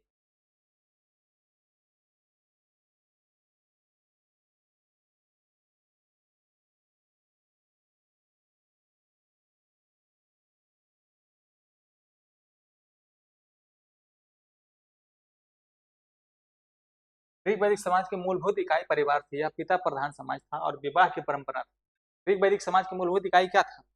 परिवार था। मूलभूत इकाई परिवार में था कि जितना ज्यादा परिवार रहेगा उतना ज्यादा अन्न उपजाएगा, उतना ज्यादा भरण पोषण अच्छे से कर पाएगा। पहले के लोग यही था। आज की डेट में हम जो हमारे जो चलते हैं, पहले की डेट में जितने ज्यादा बच्चे रहेंगे उतने ज्यादा भरण पोषण खेती बाड़ी उतनी ज्यादा अच्छे से कर पाएंगे। इसलिए बिहार और यूपी में ज़्यादा जनसंख्या है, क्योंकि यहाँ भूमि का उपजाऊपन जो था बहुत अच्छा था। पूरे देश में सबसे ज़्यादा अच्छा उपजाऊ था तो उत्तर प्रदेश और बिहार में था। यानी कि पिता प्रधान समाज था। बोले ना कि हड़प्पा सभ्यता जब मातृ प्रधान था, क्या और वैदिक सभ्यता जब पिता प्रधान समाज था। और विवाह की परंपरा, एक पत्नी व्रता धर्म था, परंतु परंतु श्रेष्ठी जन कभी कभी अपनी पत्नियों भी रख सकते थे। बालिग होने पर शादियां होती थी और विवाह के बाद अपनी पति के घर में जाती थी। आज भी वही सिस्टम है, लेकिन विवाह होने के बाद आज भी पत्नी पति के घर जाती है। कुछ स्टेट में छोड़ देते हो, कर्नाटक वगैरह में कुछ ट्राइबल एरिया में ऐसा होता है, पति पत्नी के घर जाता है, बट ज्यादातर क्या होता है, पत्नी पति के घर आती है। परिवार एक विशाल समूह का हिस्सा होता है जिसे वंश या वंश कहते हैं। इसे एक अधिक वंशों के समूह को जन या जाति कहा जाता है। जन सबसे बड़ी सामाजिक इकाई थी। एक वंश के लोग परस्पर रक्त संबंधों से जुड़े हुए थे। ठीक है, एक वंश में शादी नहीं होती थी, इसलिए शादी नहीं होती थी कि एक वंश में लगातार क्या रक्त संबंधों से जुड़े होते हैं। रक्त संबंधों से जुड़ने होने के कारण क्या होता है, आज भी देख लेना कि भाई बहन या कजन में, ज्यादातर नजदीकी कजन में आज भी रिलेशनशिप नहीं बनता है। क्यों? क्योंकि अगर जो रक्त संबंध बढ़ते हैं उससे ज्यादा इन्फेक्शन, सारी नई नई बीमारियों को नया नया पैदा होना, उत्पन्न होना शुरू हो जाएगा। इसलिए कहा जाता है कि रक्त संबंध अलग अलग होगा, नहीं कि रक्त संबंध ब्लड ग्रुप से लेना नहीं, मतलब कि अलग अलग परिवार से हो। सबसे इस वंश के परस्पर रक्त संबंध जुड़े होते। किसी जाति के सदस्य बनने का आधार उस जाति में जन्म लेना था, न कि किसी विशेष में निवास होना। देखिए, किसी जाति विशेष में सदस्य बनने के लिए उस जाति में सदस्य में आपको जन्म लेना था, ना कि वहां पर रहने के लिए आपको उस जाति के सदस्य बन जाएंगे आप। तो भारत के जाति लोग, भारत को कहा जाता है, इसमें किसी प्रकार का कोई भेदभाव नहीं था।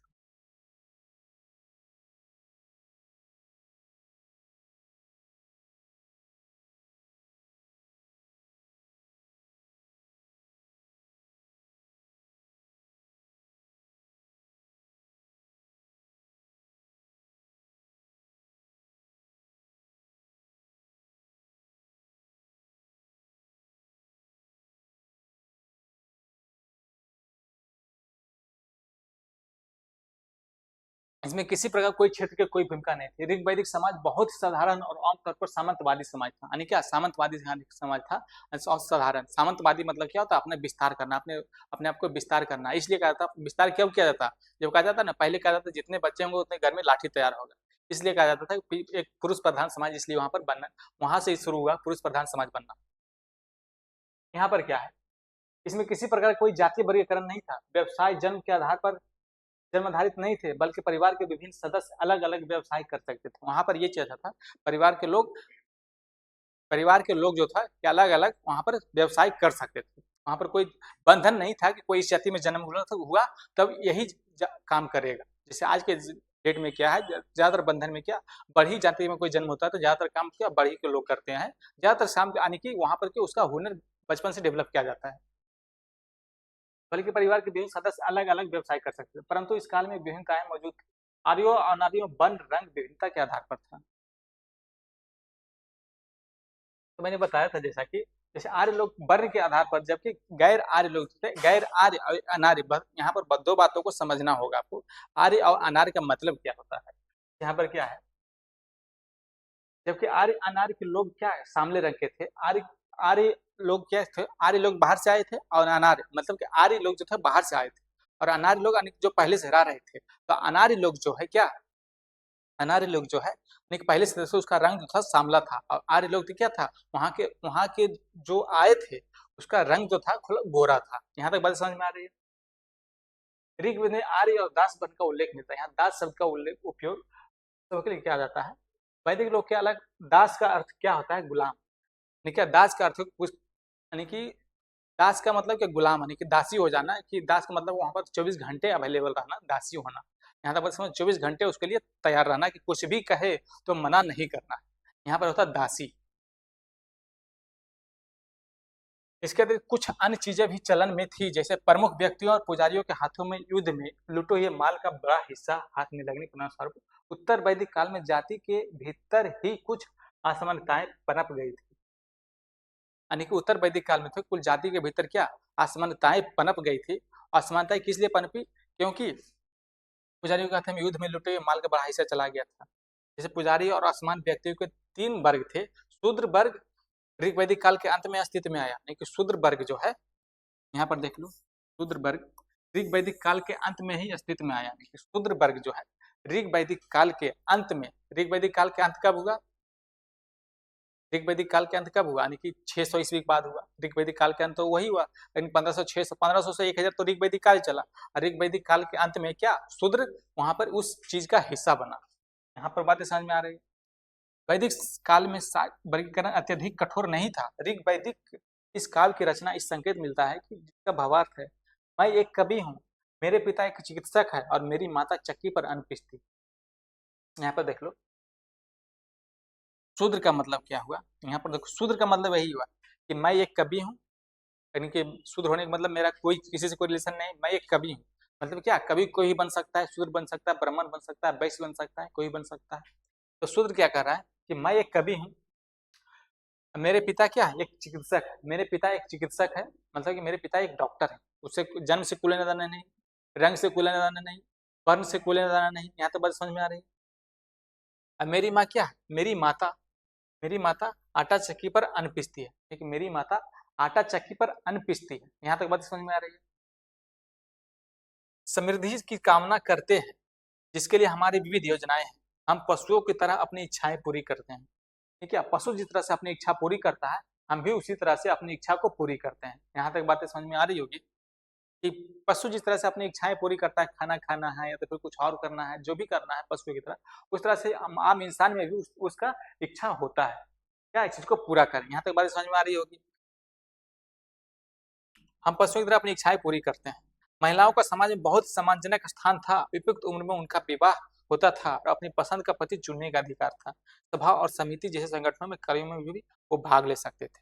यहाँ पर देखो कितनी अच्छी चीज दी गई है कि सभा में जो है महिलाओं को अपनी पति चुनने का अधिकार था सबसे पहले। आज की डेट में आज भी गाँव में चले जाओ तो महिलाओं को अपने पति चुनने का अधिकार नहीं है। उसके उसके पिता, भाई, माता या तो फिर बहन उसको तैयार करता है कि पति चुनने का पति कैसा होगा, वहां पर वे लोग डिसाइड करते हैं, 2 4 3 लोग मिल करके। यहाँ तक बातें समझ में आ रही है। बट यहाँ पर क्या एक अच्छी चीज दी है क्या, पति चुनने का अधिकार था उपयुक्त उम्र में, यानी कि उम्र जो उसका उपयुक्त उम्र होता था उस उम्र में शादी करते थे लोग। यहाँ तक बातें समझ में आ रही होगी। उन्हें अपनी पसंद का पति चुनने का अधिकार थे। सभा और समिति में, सभा में और समिति में जैसे संगठनों में कार्यों में भाग ले सकते थे।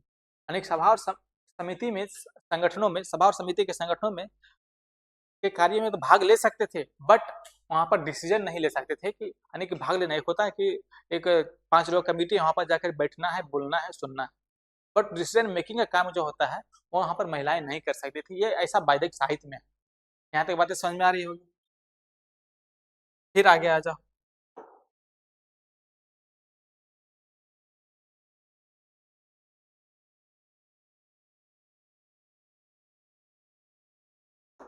फिर आगे क्या है देखो। परिवार अभी भी उत्तर वैदिक समाज की बुनियादी इकाई थी, ठीक है। परिवार भी अभी उत्तर वैदिक समाज की बुनियादी इकाई थी, ठीक है। परिवार सबसे महत्वपूर्ण था, परिवार से बढ़कर कुछ नहीं था। यह तथापि इसके रचनात्मक ढांचे में परिवर्तन आ गया। उत्तर वैदिक कालीन परिवार काफी विशाल हो गए थे, इन्हें संयुक्त परिवार कहा जाता था। यानी कि उत्तर वैदिक कालीन परिवार जो था काफी विशाल हो गया था, जिसके संयुक्त परिवार किया जाता था।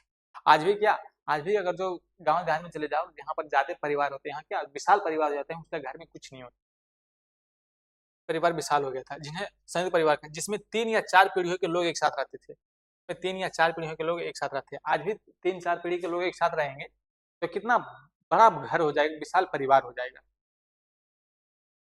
तो थे पश्चिमी उत्तर प्रदेश में अतरंजी खेड़ा और क्षेत्र में मिले चूल्हों। पश्चिमी उत्तर प्रदेश में क्या अतरंजी खेड़ा एक जगह का नाम दिया गया है, और क्या आई क्षेत्र में मिले चूल्हों से पता चलता है। यानी क्या चूल्हा में तो साक्ष्य मिला कि कितने बड़े लोग, विशाल परिवार के लोग यहाँ पर रहते थे। यहाँ पर फिर दिखाया क्या है,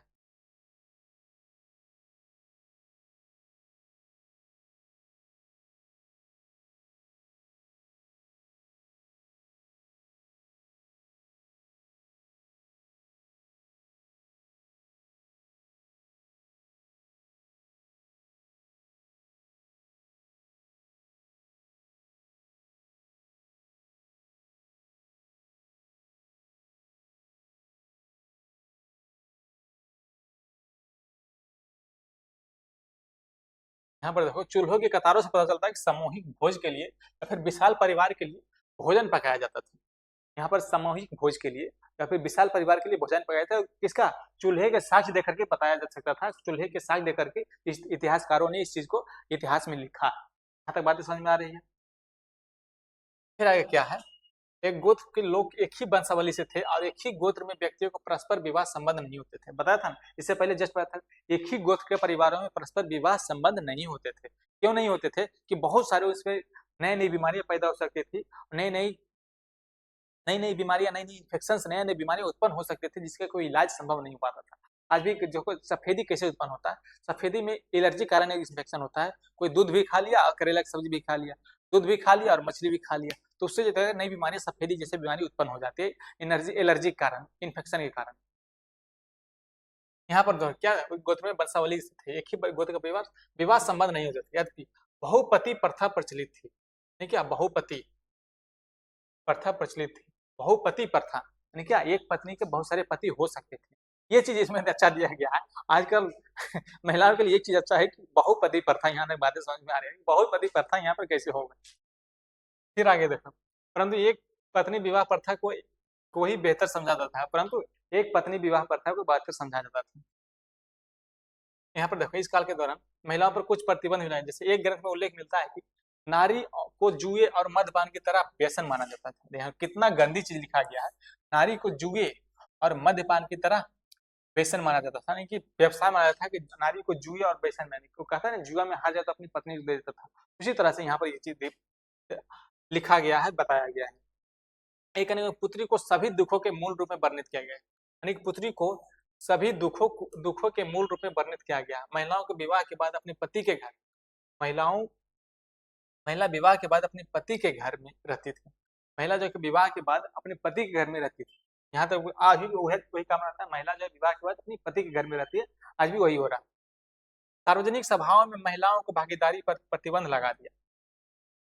ठीक है, सार्वजनिक सभाओं में महिलाओं की भागीदारी पर प्रतिबंध लगाया। सार्वजनिक सभा में जो क्या महिलाओं की भागीदारी पर प्रतिबंध। एक बात को मैं 3 बार बोल रहा हूँ, 4 बार बोल रहा हूँ, ताकि आपको कान में रेंगे, आपको एक बार पता चल जाए कि इस पर आपको 90% प्लस लाना है।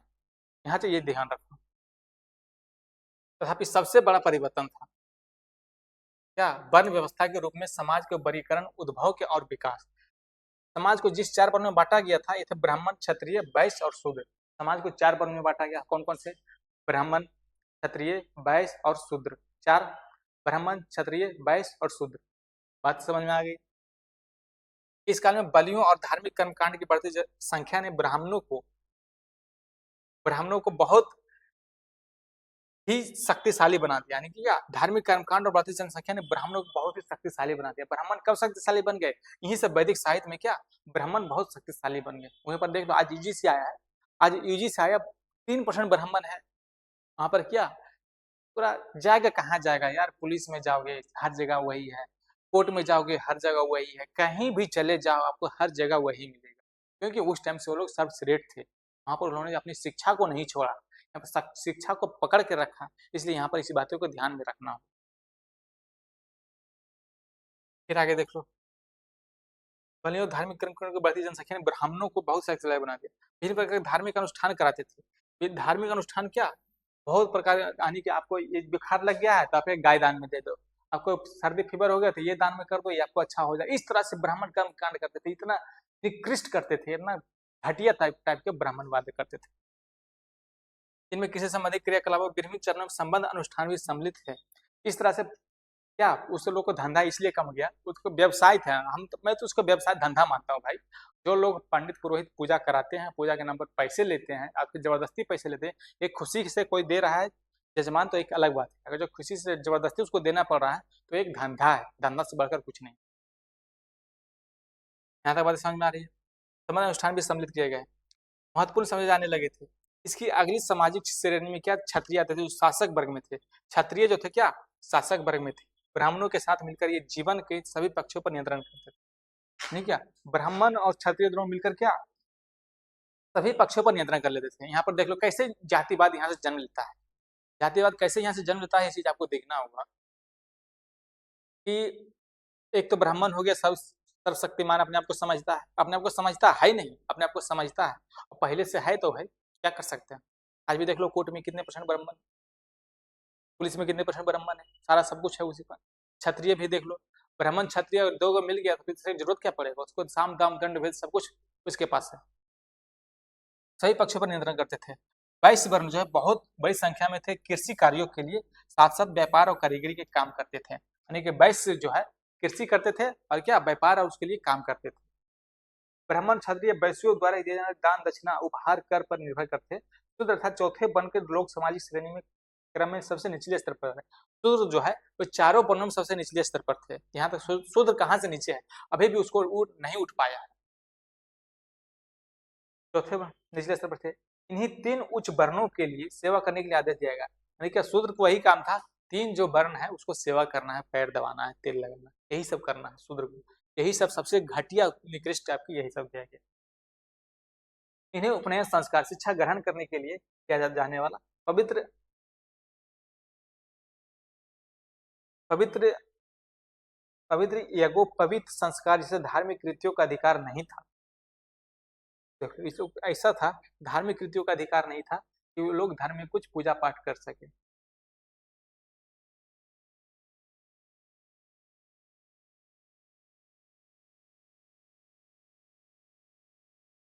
पूजा पाठ कुछ कर सके, ठीक है। अपने संस्कार शिक्षा ग्रहण के लिए किए जाने वाले पवित्र यज्ञोपवीत जैसे धर्म करने, लेकिन शिक्षा भी ग्रहण नहीं कर सकता था, ऐसा उस पर प्रतिबंध लगाया गया था। ऐसा आज भी उस चीज को कहीं कहीं फिल्म में दर्शाया गया, आज भी देख लो फूले एक फिल्म निकली थी, उसमें क्या शिक्षा ग्रहण करने के लिए वहां पर उसको नहीं दिया गया था कि शिक्षा ग्रहण करेगा, संस्कृत पढ़ सकता था। यहाँ पर ये देख लो रामायण में इस चीज का लिखा हुआ जिक्र है, क्या शंभुक जो है था संस्कृत पढ़ने के लिए कान में शीशा पिलाकर डाल दिया, संस्कृत पढ़ने के लिए मना कर दिया था। ये चीज आपको देखना होगा, ये चीज आपको करना होगा कि इस कैसे आपको आगे बढ़ना है, इस चीज का आगे निकल करके। यहाँ तक बात है कि ये सब देख रहे हो खून खोल जाता है अंदर से, क्या करें एकदम। यहाँ पर सूर्य शिक्षा ग्रहण का अधिकार नहीं था, धार्मिक कृतियों का अधिकार नहीं था। धार्मिक तीन वर्ण के लोग इस संस्कार की अनुमति थी, इसलिए इन्हें द्विज कहा जाता था। संस्कृति का अर्थात 2 बार जन्म लेते थे, तो शूद्रों को कमजोर बनाने के लिए धार्मिक कर्मकांड में बुराइयों को सल्पना की शुरुआत में रूप में समझा जाता था। यानी क्या, कि तीनों वर्णों को शिक्षा लेने के लिए कोई मनाही नहीं था, बट यहाँ पर शूद्र जो था उसको शिक्षा लेने से मनाही किया जाता था, तुम शिक्षा नहीं ले सकते हो, तुम शिक्षा के काबिल नहीं हो। यहाँ पर ये चीज दर्शाया गया है, यहाँ पर लगता है कि ऐसे ऐसे लोगों को जूते से मार करके बाहर कर देना पूरे हिंदुस्तान से। एक अन्य महत्वपूर्ण संस्था जिसे इस काल में रूप लेना प्रारंभ किया वह थी आश्रम व्यवस्था और जीवन की विभिन्न अवस्थाएं, ब्रह्मचर्य। ब्रह्मचर्य विद्यार्थी जीवन आश्रम व्यवस्था था। यहाँ पर देख लो आश्रम व्यवस्था कैसे था, आश्रम व्यवस्था कैसे काम करता था।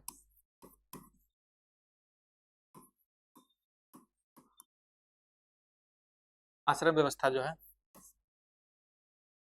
आश्रम व्यवस्था कैसे काम करता था, एक था विद्यार्थी जीवन, विद्यार्थी जीवन क्यों ब्रह्मचर्य कहते हैं,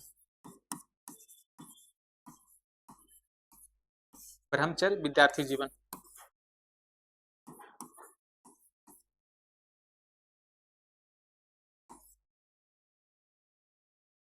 विद्यार्थी जीवन कितने, विद्यार्थी जीवन कितना है, 0 से 25 साल।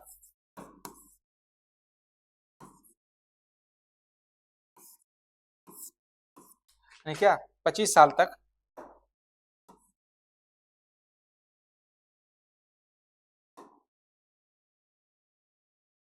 25 साल तक क्या ब्रह्मचर्य जीवन जीता था। अब 25 साल के बाद क्या गृहस्थ जीवन। यहाँ पर देखो गृहस्थ जीवन, गृहस्थ जीवन क्या है, 25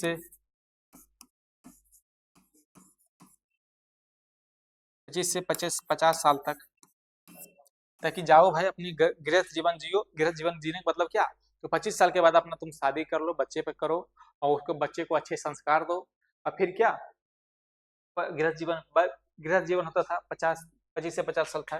फिर बानप्रस्थ, बानप्रस्थ मतलब क्या, बैराग जीवन। बैराग जीवन क्या 50 से 75 साल तक।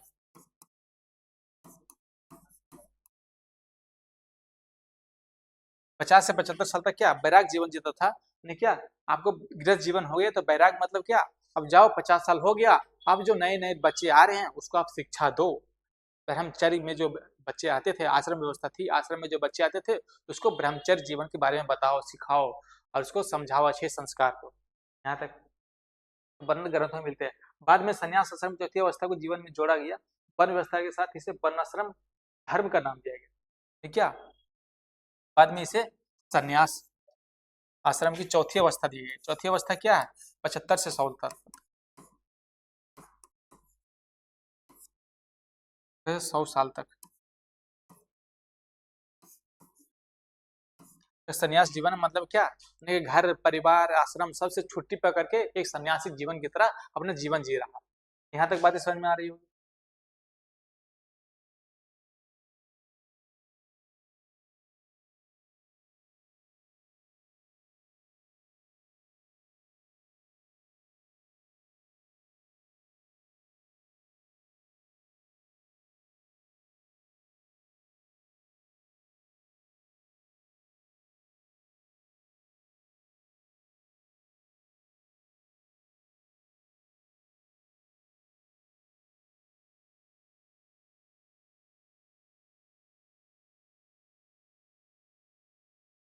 यहाँ तक बातें समझ में आ रही। शारीरिक सुरक्षा सुख समृद्धि की सामग्री प्राप्त करने के लिए देवताओं के समक्ष प्रार्थना पूजा अर्चना और ऋग्वैदिक काल के लोग प्रमुखता से करते थे।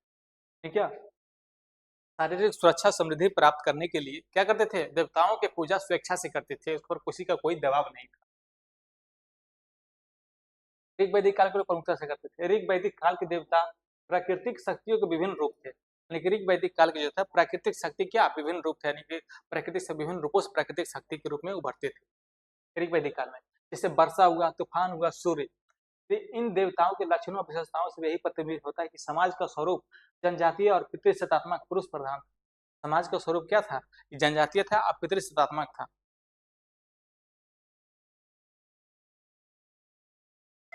कैसा था?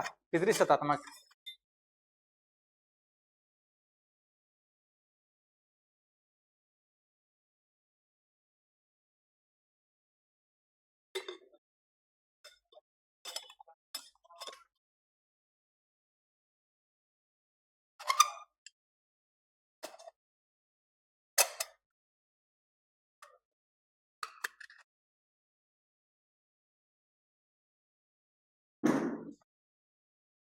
यहाँ तो बात समझ में आ रही है, यानी क्या पुरुष प्रधान है, क्योंकि ग्रंथों में किसी देवी अस्तित्व का उल्लेख नहीं मिलता।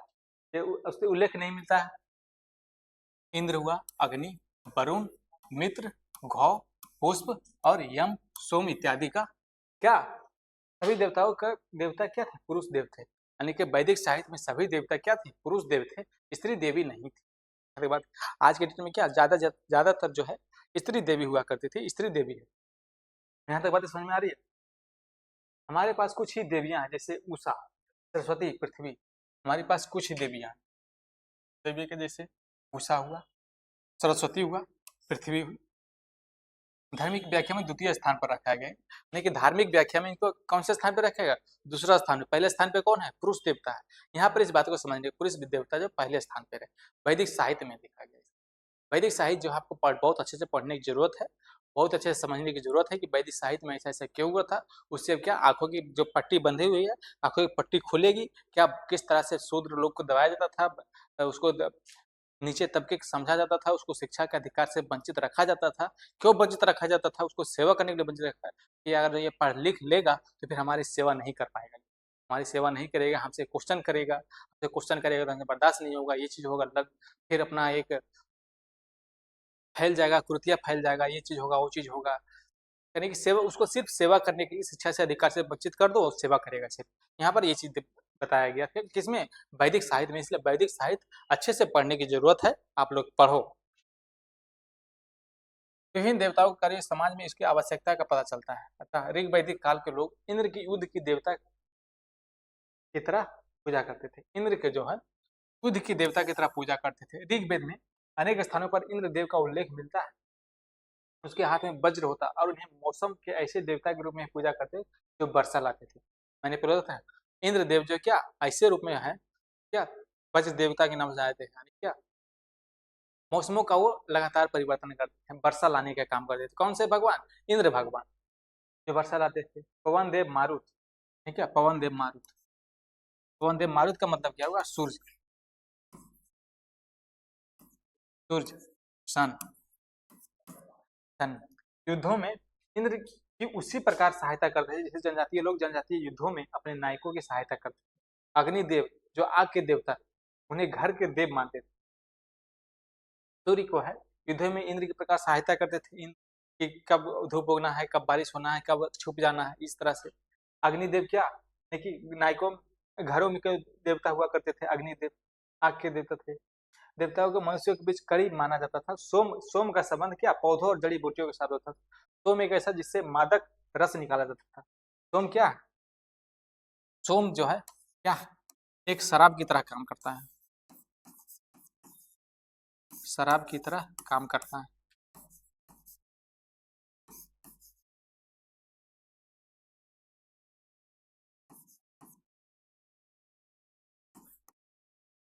शराब की तरह काम करता है। वरुण एक अत्यंत महत्वपूर्ण देव जिसे ब्रह्मांड का व्यवस्थापक माना जाता है। वरुण जो है एक ब्रह्मांड का व्यवस्थापक किसे माना जाता है, वरुण को। से रीत कहते हैं। यह रीत जनजातीय व्यवस्था का एक महत्वपूर्ण पक्ष थी। पुष्य सड़कों, चरवाहों और पालतू पशुओं का देवता था। कौन था, पुष्य। सड़कों, सड़क हो, चौराहा हो, या फिर क्या, ये सब के देवता थे कौन, पुष्य। खरा वजह से जीवन में इस देवता का बहुत महत्वपूर्ण स्थान रहा होगा, और अन्य देवों की भी इस प्रकार प्रकृति थी।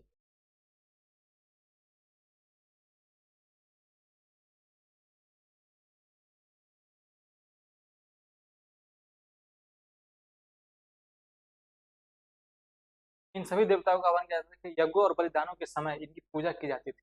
इन बलियों की व्यवस्था जनजातियों के प्रमुख व्यक्तियों के द्वारा की जाती थी। संपूर्ण कर्मकांड जैसे ब्राह्मणों के यहाँ पुजारियों द्वारा किया जाता था। यहाँ बलि दिए जाने के समय देवताओं का आह्वान किया जाता था, यानी कि जो जब बलि दिया जाता था देवताओं का आह्वान किया जाता था कि हम यहाँ पर बलि दे रहे हैं, आप आओ। विजय, संतानोत्पत्ति, पशुधन में वृद्धि, दीर्घायु का प्रदान देते थे। इस कार्य में ब्राह्मणों को दान दक्षिणा के रूप में बहुत बड़ी संख्या में उपहार मिलते थे। और क्या ध्यान देने की बात यह है, संपूर्ण वैदिक काल में दौरान लोगों ने किसी मंदिर का निर्माण नहीं किया और ना ही किसी प्रकार की मूर्ति पूजा अर्चना की। सबसे बड़ी बात यहाँ पर क्या है, वैदिक साहित्य में जो है कि कोई मंदिर का निर्माण नहीं किया, न ही पूजा अर्चना की। वहां पर एक ही काम था कि ब्राह्मणों का जो पूजा पाठ कराएंगे उसमें दान दक्षिणा का बहुत ज्यादा जिक्र है, बलि का ज्यादा जिक्र है वैदिक साहित्य में। यहाँ तक बातें समझ में आ रही है।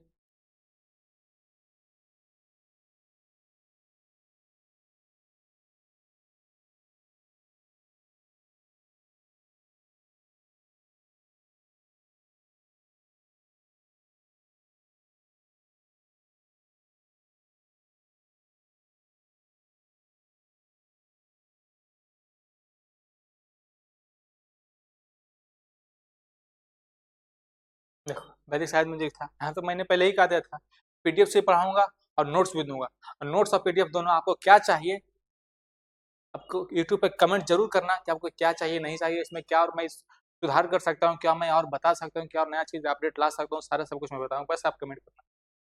पहले ये रेखांकित किया, उत्तर वैदिक काल में खेती बाड़ी लोगों का मुख्य कार्य बन चुका था। ठीक है, उत्तर वैदिक काल में खेती बाड़ी करना मुख्य कार्य बन चुका था। 1500 ईस्वी में क्या था, मुख्य कार्य क्या था, यानी कि पशु को चराना, चरवाहा यानी कि पशुओं को पालना सबसे ज्यादा मुख्य कार्य था। फिर सेकंड में आ गया क्या, सेकंड में आ गया खेती बाड़ी करना, उसका प्रमुख कार्य बन गया था। पशुपालन से छोड़कर के क्या, खेती बाड़ी करना प्रमुख कार्य बन गया था। भौतिक जीवन में आए परिवर्तनों के परिणाम स्वरूप देवी और देवताओं के प्रति उनकी अभिरुचियों में भी परिवर्तन आया। स्थानीय अनार्य लोगों के साथ परस्पर लगातार लेन देन ने भी इस परिवर्तनों को योगदान दिया। अनार्य लोग मतलब कि जो पहले से भारतीय लोग थे, उनके साथ परस्पर लेन देन में क्या पॉजिटिव सुधार आई, यानी कि सकारात्मक सुधार आए। स्थानीय अनार्य लोगों के साथ लेन देन में परिवर्तनों का योगदान आया। इस प्रकार विष्णु और रुद्र जो ऋग वैदिक काल में कम महत्वपूर्ण देवता थे, तो बहुत ही महत्वपूर्ण देवता माने जाने लगे। तथापि हमें उत्तर वैदिक काल के किसी भी साहित्य में विभिन्न अवतारों या विष्णु उन अवतारों का कोई संकेत नहीं मिलता जिससे जिनसे हम आज परिचित हैं। यहाँ तक बात है, उन अवतारों में कोई साहित्य नहीं मिलता जिससे जिनसे हम आज क्या है, परिचित है। यहाँ तक बातें समझ में आ रही है। उस काल की एक और महत्वपूर्ण विशेषता है कि बार बार यज्ञ कराना और इनकी संख्या में वृद्धि। इन यज्ञों का समापन प्राय बहुत बड़ी संख्या में पशु बलि दिए जाने से होता था। शायद इसका कारण था ब्राह्मण वर्ग का बढ़ता महत्व और बदले समाज में अपना प्रभुत्व बनाए रखने के लिए किए गए प्रयास।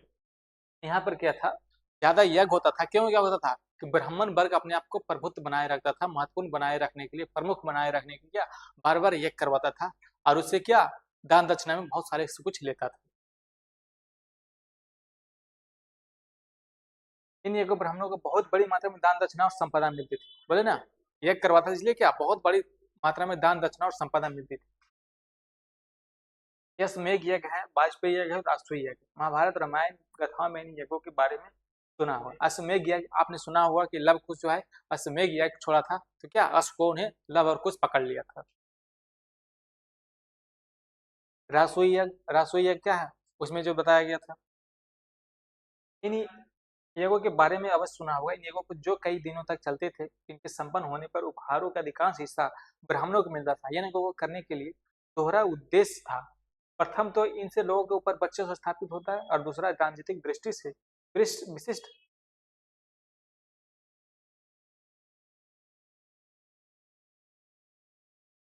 संपूर्ण क्षेत्र में लोगों को आमंत्रित किया। आपको जानकर आश्चर्य होगा, वैदिक काल में इस पशु वध का विरोध होना शुरू हो गया, और बहुत बड़ी संख्या में पशु और अन्य जानवरों को बलि दिए जाने के कारण आर्थिक विकास में बाधा आती थी, क्योंकि पशुपालन एक प्रमुख व्यवसाय था। यहाँ तक समझ में आ गई होगी बातें को।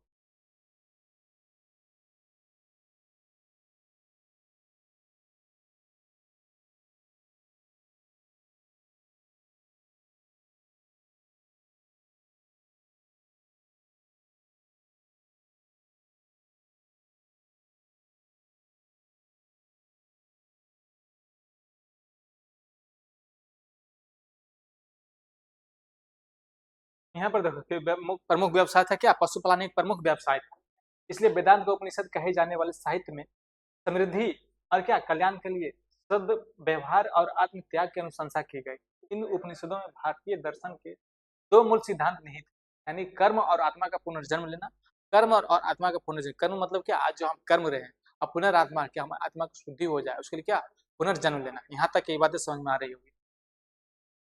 अर्थात कर्म अनुसार पुनः जन्म लेना। इन ग्रंथों के अनुसार वास्तविक परमानंद मोक्ष, यानी कि मानव को जन्म मरण की आवागमन से मुक्ति मिलता था, ठीक है, मोक्ष मिलता था, यानी कि बार बार पुनर्जन्म लेने की क्या उससे क्या मुक्ति मिलता था।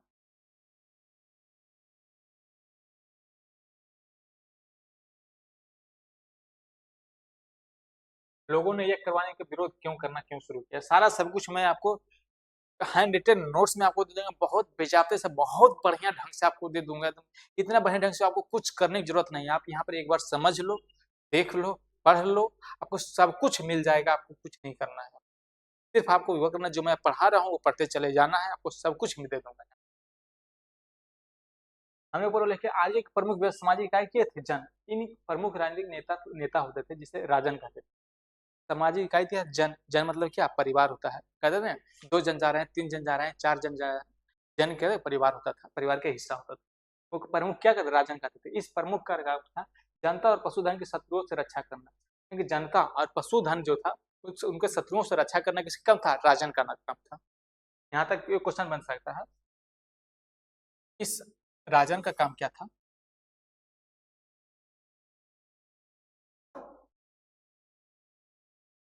इस प्रमुख काम था जनता और पशुधन के शत्रुओं से क्या रक्षा करना। अपने इस काम में उसकी सहायता करती थी जनजातीय संस्थाएं, जिन्हें सभा समिति या विदिता गण या परिषद कहते थे। सभा और समिति सबसे महत्वपूर्ण संगठन, सभाओं में जीवन के सभी पक्षों पर विचार होता था। क्या इन सभाओं में जीवन के सभी पक्षों पर विचार विमर्श होता था। इनमें युद्ध, अधिधर्म में प्राप्त आय का वितरण, न्याय और धार्मिक कृत इत्यादि कुछ भी शामिल हो सकता था। इस प्रकार ये सभाएं एक तरह इन राजनीतिक प्रमुखों की शक्तियों को नियंत्रण करती थी। सभा जो था, एक सभा लगती थी, उसमें क्या राजनीतिक प्रमुखों का जो था नियंत्रण में, क्या राजनीतिक प्रमुखों की शक्ति में क्या नियंत्रित करता था कि उस युद्ध में जो सामग्री लाएंगे या फिर समाज जो लुटाया जाएगा या तो फिर आएगा, उसे किस तरह से बंटवारा करना है, वहां पर सभाओं में तय होता था। दिलचस्प बात यह है कि महिलाएं भी इन सभाओं समितियों के विचार विमर्श में भाग ले सकती थी। महिलाएं भी उस सभा में क्या विचार विमर्श में हिस्सा ले सकती थी, परंतु प्रमुख पद वंशानुगत नहीं था। आमतौर पर उसका चुनाव जनजाति करते थे। क्या उसका जो प्रमुख होता था उसका वंशानुगत नहीं था कि आज हम है तो हमारे लड़के आएगा, हमारे बच्चे आएगा। उसका क्या, उसका एक चुनाव होता था कौन इसका हेड हो। यहाँ तक आज भी अगर तो एक मुखिया, गांव का मुखिया जो बनता है, उसमें क्या उसका चुनाव होकर होता है, चुन करके आता है कौन सा हेड होगा इसका। उसका प्रमुख, उसका चुनाव कौन का था, जनजाति करता था। यद्यपि उसके उत्तराधिकारी उसी प्रमुख के परिवार से होने के संकेत मिलते थे, परंतु ये ज्येष्ठाधिकार यानी सबसे बड़े पुत्र का या पिता का स्थान ग्रहण करना के नियम पर आधारित नहीं।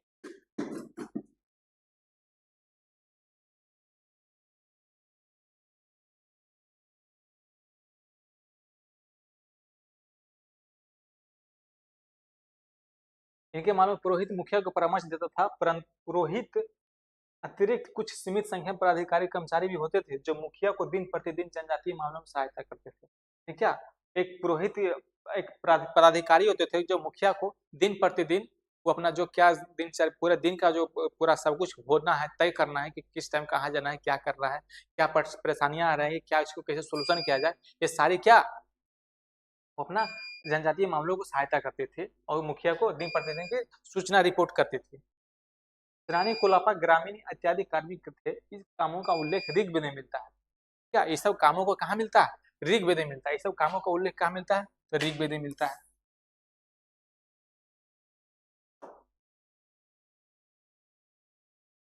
कहाँ मिलता है? तो ऋग्वेद में मिलता है। सेना स्थायी योद्धाओं का समूह नहीं था, इनमें लोग जनजातीय व्यक्ति भी शामिल थे। ठीक है, सेना स्थायी नहीं था। ठीक है, वैदिक साहित्य में सेना स्थायी नहीं था, इसमें योग जनजातीय व्यक्ति भी शामिल था। यानी क्या जो जनजाति था, शेड्यूल ट्राइब के एरिया थे, तो वो लोग भी शामिल किया जाता था। ठीक है, अस्थायी सेना स्थायी नहीं था। वैदिक साहित्य में ये जानो सेना स्थायी नहीं था। इन्हें केवल युद्ध के दौरान ही सक्रिय किया जाता था। तक्षण यानी बढ़ी और रथकार यानी रथ निर्माता, रथ बनाने के लिए सरकारी जिम्मेदार निभाते थे। यानी कि बढ़ी बढ़ी और रथकार क्या सरकारी जिम्मेदारी निभाते थे। कर संग्रह के लिए किसी भी कर्मचारी का उल्लेख नहीं मिलता, लोग भी भेंट मुखिया को देते थे। जो कर संग्रह करते थे उस कर्मचारी का उल्लेख नहीं मिलता है वैदिक साहित्य में। यहाँ तक बातें समझ में आ रही होगी।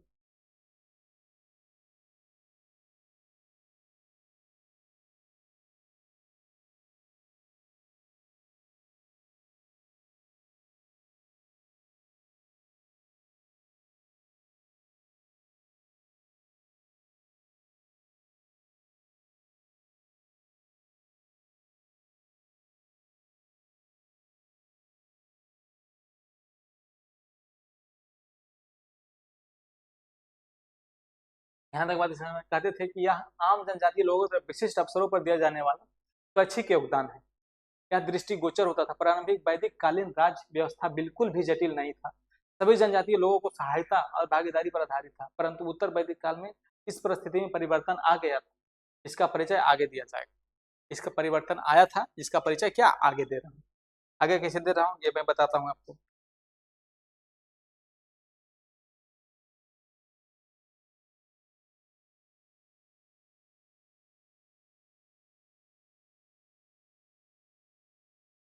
उत्तर वैदिक काल में परिवर्तन कैसे आया ये मैं आपको बता रहा हूँ कैसे आया।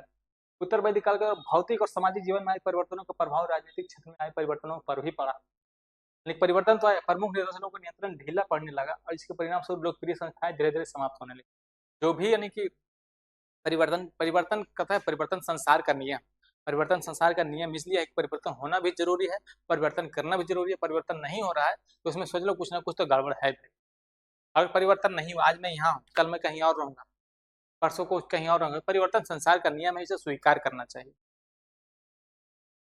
मुखिया का पद वंशानुगत पिता के बाद पुत्र बन गया था। इस काल के साहित्य में उल्लेख मिलता है कि लोगों में धारणा थी कि राजा का पद दैवीय होता है। ब्राह्मणों ने मुखियाओं को इस प्रक्रिया में सहायता की। ठीक है, मुखिया इसलिए परिवर्तन आया, परिवर्तन यहाँ पर यह था कि पहले जो था मुखिया का पद वंशानुगत ने होकर चुनाव करके दे दिया था। अब क्या है, वंशानुगत हो रहा है। अब वंशानुगत हो रहा है उसमें क्या उसका इसलिए माना गया कि अब मुखिया का पद जो है दैवीय हानि के देवता के रूप में। यहाँ पर किसने मदद की उसकी? ब्राह्मणों ने मदद की उसकी कि हाँ मुखिया का पद दैवीय होता है। मुखिया कौन बनता था? ब्राह्मण ही बनता था। यहाँ पर तो कोई जनजाति नहीं बनता था। यहाँ पर ध्यान देने ये बात है कि अगर ब्राह्मणों ने आज से नहीं 3000 सालों से वो पूरा कब्जा करके रखा है।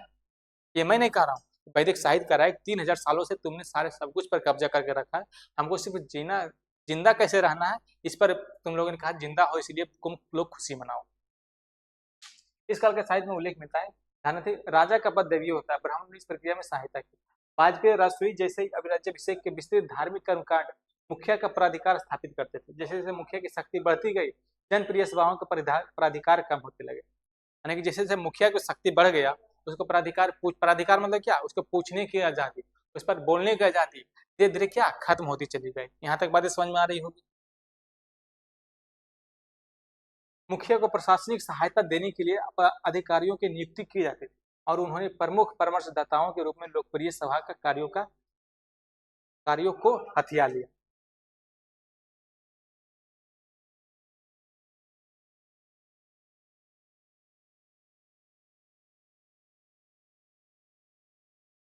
प्रारंभिक सेना की संरचना भी राजनीतिक व्यवस्था का एक क्या है, राजनीतिक व्यवस्था का एक महत्वपूर्ण तत्व है। इन सभी की जीविका लोगों द्वारा चलाने वाले जैसे बलि, शुल्क और भाग पर निर्भर था। एक प्रारंभिक जो है राजनीतिक व्यवस्था कैसे बना, उस पर बलि दिया जाता था, उस पर शुल्क दिया था, कर लिया जाता था और शुल्क दिया जाता था, क्या, ताकि ये व्यवस्था लगातार चलती रहे। यहाँ तक बात समझ आ रही। वो यहाँ पर समझ लो मुखिया जो बन रहा था, तो मुखिया जो था क्या, पहले मुखिया का चुनाव पहले गणतंत्र रूप से होता था, चुनाव हो करके होता था, चुनाव कर किया जाता था, चुनता था लोग कि ये लोग मुखिया बनेगा। उसके बाद परिवर्तन उसमें क्या आया कि मुखिया चुनाव ना होकर के वंशानुगत हो जाएगा। वंशानुगत किसकी सहायता से होगा, तो ब्राह्मणों की सहायता से हो जाएगा। यहाँ तक ये बातें ब्राह्मणों को सहायता क्यों, कि ब्राह्मण को हमेशा सर्वश्रेष्ठ दिखना है। तो धर्म के नाम पर लोगों को नियंत्रण करने का प्रयास किया, परंतु इन सभी तत्वों की जानकारी नहीं मिली। जनपद प्रादेशिक राज अपनी सभी विशेषताओं को जैसे अस्थायी सेना और नौकरशाही की व्यवस्था का उद्भव उत्तर वैदिक काल में होगा। व्यवस्थाओं को अस्थायी सेना,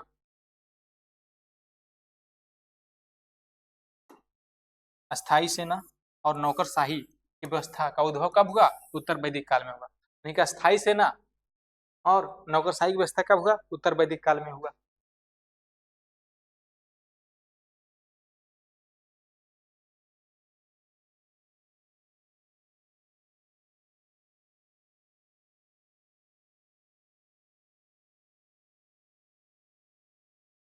यहाँ तक कि लगभग मैंने लगभग वैदिक साहित्य पढ़ा दिया आपको, एक बार नोट्स देख लेता हूँ यहाँ पर क्या क्या है।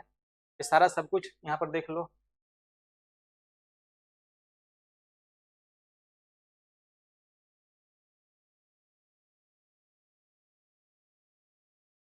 यहाँ पर देखो, यहाँ पर सारा मैंने बताया कि नोट्स, अगर जो आप चाहोगे आप तो कमेंट करना, यूट्यूब पे कमेंट करना, यूट्यूब पे जाएगा, यूट्यूब पे कमेंट करना कि आपको नोट्स चाहिए, पीवाईक्यू चाहिए, या तो फिर सारा सब कुछ हैंड रिटन में नोट्स चाहिए, तो सारा सब कुछ मैं आपको देने के लिए रेडी हूँ।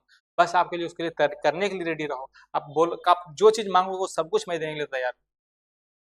यहाँ पर क्या है, वैदिक अर्थव्यवस्था में परिवर्तन क्या है, कृषि मुख्य आधार बन गया। वैदिक परिवर्तन कब आया, कृषि जो है पशुपालन से कृषि मुख्य आधार बन गया। यहाँ पर बात समझ में, पहले पशुपालन था, एक 1500 से 1000 ईस्वी तक क्या पशुपालन मुख्य व्यवस्था यानी कि आर्थिक आधार था। उसके बाद अब क्या बन गया, उसके बाद अब बन गया क्या, कृषि बन गया, कि अब पशुपालन छोड़ के पशुपालन सेकेंडरी हो गया, और पशुपालन सेकेंडरी हो गया और कृषि क्या प्राइमरी हो गया। यहाँ तक बातें समझ में आ रही है।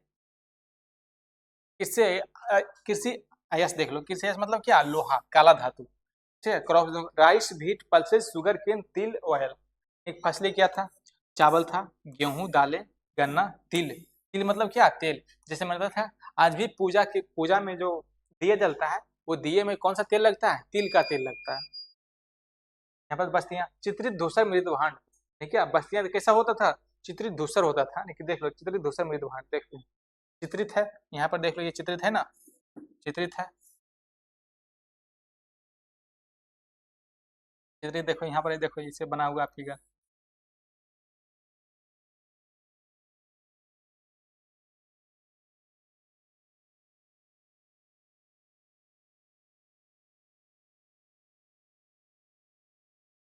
इस तरह से मृद भांड बनाया गया, यहाँ पर देख ले, मृद भांड बनाया। शहरीकरण प्रारंभिक नहीं, हस्तिनापुर और कौशाम्बी से उभरे। यहाँ तक बात समझ में आ रही है, कैसे कैसे उभर रहा है, सारी सब कुछ मैं आपको बता रहा हूँ। फिर आगे देख लो यहाँ पर क्या है, फिर क्या है, विशु कुल और जन ट्राइब, यानी कि जन कबीला और कुल में क्या अंतर। देख लो जैन, यानी क्या कुल से कबीला कैसे गया, ये सारा सब कुछ मैं बता रहा हूँ। जैसे संरचना क्या, पितृसत्तात्मक पुरुष प्रधान परिवार था। समाज कैसा था, पुरुष प्रधान था, पितृसत्तात्मक था, यानी क्या पैट्रियार्की था। यहाँ तक बात समझ, पैट्रियार्की। प्रकृति समतावादी, कोई कठोर जनजाति विभाजन नहीं। प्रकृति इसका कैसा था, प्रकृति समतावादी था और कोई कठोर जनजाति का विभाजन नहीं हुआ, ठीक है। जनजाति कोई विभाजन नहीं हुआ और इसका समतावादी था, यानी कि सब लोग समाज में आपस में बिलीव करते थे, समानता में विश्वास करते थे। यहाँ तक ये सब बात सारे समझ में आ रही होगी। कैसे डिफ्रेंसिएशन कैसे है, बेस्ड ऑन कलर बट भेदभाव। लेकिन भेदभाव रंग बन के पर आधारित था। भेदभाव कैसे था, रंग पर आधारित था, यानी कि भेदभाव कैसे होगा था, रंग पर आधारित।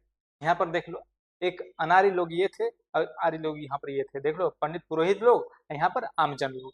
यहाँ पर देख लो, आर्य वर्ण गोरे बनाम दास वर्ण काले मूल निवासी थे। यानी कि आर्य लोग जो आए थे वो बाहर से आए थे, इसलिए गोरे थे।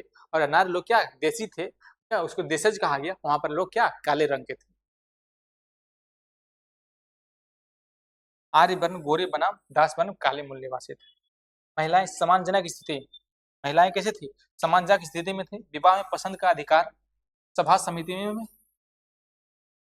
में भाग लेते थे। क्या विवाह में क्या पसंद का पति चुनने का अधिकार था, और सभा समिति में भाग लेती थी। भले उस पर भाग लेती थी, बोलने उस पर बोलने का या तो फिर डिसीजन मेकिंग का फैसला उसके पास नहीं था, बट उसमें भाग लेने का पूरे का पूरा अधिकार था। यहाँ तक बातें समझ में ना होगा।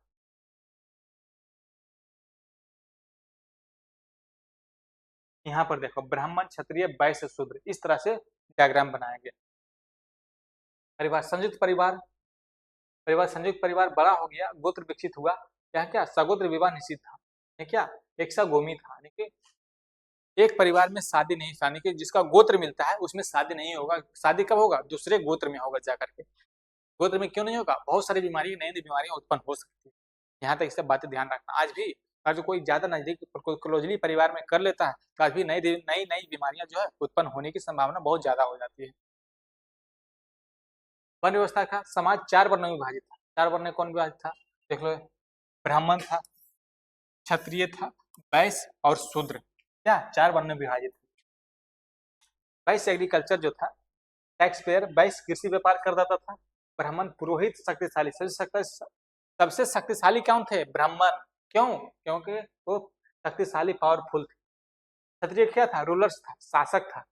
अब वैश्य क्या था, टैक्स पेयर था, कृषि था, एग्रीकल्चर था। शूद्र क्या, सर्विस प्रोवाइडर था। क्या डिसेबिलिटीज इम्पोज, यानी कि नो उपनयन,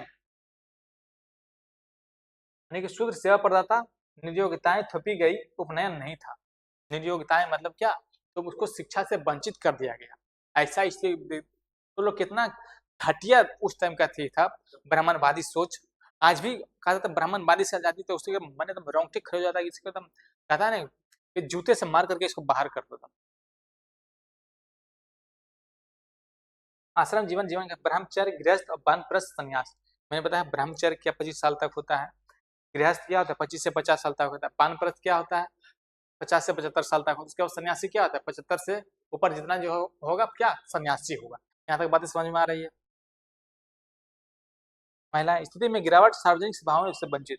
फिर परिवर्तन क्या आया, उसका गिरावट आया, पैट्रियार्की समाज बन गया। क्या उसको सभाओं से वंचित किया गया कि उसको लोग सभा में भाग नहीं लेगी महिलाएं। किसी भी समाज को स्थिति उन्नति देखना है तो उस उन्नति को देखने के लिए, उस संस्कार को देखने के लिए उस घर की महिलाओं को देखो। आज भी मैं कहता हूँ कि कहीं भी अगर जो जाने का मौका मिलता है किसी के घर में भी, किसी के जगह जाने का, तो उस घर की देख लो महिलाओं की स्थिति क्या है। महिलाओं की स्थिति जिस घर में अच्छी होगी उस घर पक्का है कि बहुत आगे जाने की, हम 20 साल 50 साल सोच आगे का होगा। यहाँ तक बातें समझ रही है कि जिस किसी भी घर में घर की स्थिति देखना है तो उस घर की महिलाओं की स्थिति देखो, महिलाओं की स्थिति क्या है, उसका बोलने की आजादी है कि नहीं है, उसको कहीं कुछ करने की आजादी है कि नहीं है, कहीं आने जाने की आजादी है कि नहीं है, कि हर जगह कोई बंधन बंधा हुआ। इस सब चीजें ध्यान देना। यहाँ तक क्या था नहीं, इतिहास सिर्फ इतिहास नहीं सिखाता, इतिहास सिखाता है कि अब कैसा था और अब कैसा है, लेकिन उस टाइम कैसे किस तरह से जीवन जीते थे और अब कैसे किस तरह से परिवर्तन आया, ये सब इतिहास में ही सीखने को मिलता है।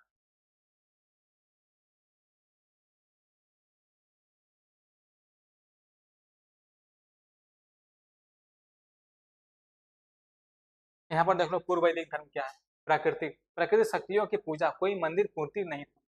यानी कि प्राकृतिक शक्तियों की पूजा नहीं, कोई मंदिर नहीं था और कोई मूर्ति पूजा नहीं होता था। नहीं कोई उस दौरान क्या हुआ, वैदिक साहित्य में एक चीज था, कोई मंदिर का निर्माण नहीं हुआ और कोई मूर्ति पूजा का कहीं कोई साक्ष्य नहीं मिलता था। साक्ष्य नहीं मिलता था, इसलिए ब्राह्मण जो था अपने आप को मंदिर से अपने आप को भगवान समझते थे, ताकि शूद्रों से इस तरह से व्यवहार करवाते थे। यहाँ तक बात समझ में आ रही है। तो इंद्र वर्षा युद्ध सर्वाधिक महत्वपूर्ण था। इंद्र देवताओं में सबसे महत्वपूर्ण देवता कौन थे, इंद्र थे। फिर आ गया फायर, अग्नि फायर, इंटरमीडिएटरी यानी कि आग, अग्नि मध्यस्थ था, यानी कि आग, अग्नि देवता कौन थे, मीडियम थे, मध्यस्थ में थे।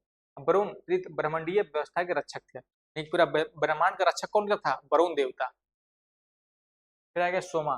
सोम क्या है, एक वनस्पति मादक पेय पदार्थ है, जो कि उस टाइम के मादक पेय पदार्थ यानी कि शराब की तरह, जो लोग पूरी तरह शराब नहीं, मतलब कि मादक यानी कि मादक के रूप में सेवन करते थे लोग, क्या, कौन सी, सोमरस को।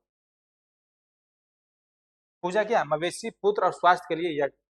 पूजा क्या करते थे, पूजा किस लिए करते थे, मवेशी के लिए, पुत्र के लिए, स्वास्थ्य के लिए क्या करते थे, यज्ञ करते थे कि यज्ञ करेंगे तो सारा क्या, पूजा भी, पुत्र भी स्वस्थ रहेगा और स्वास्थ्य भी रहेगा और मवेशी भी स्वस्थ रहेगी। ये सब बातें को ध्यान में रखना।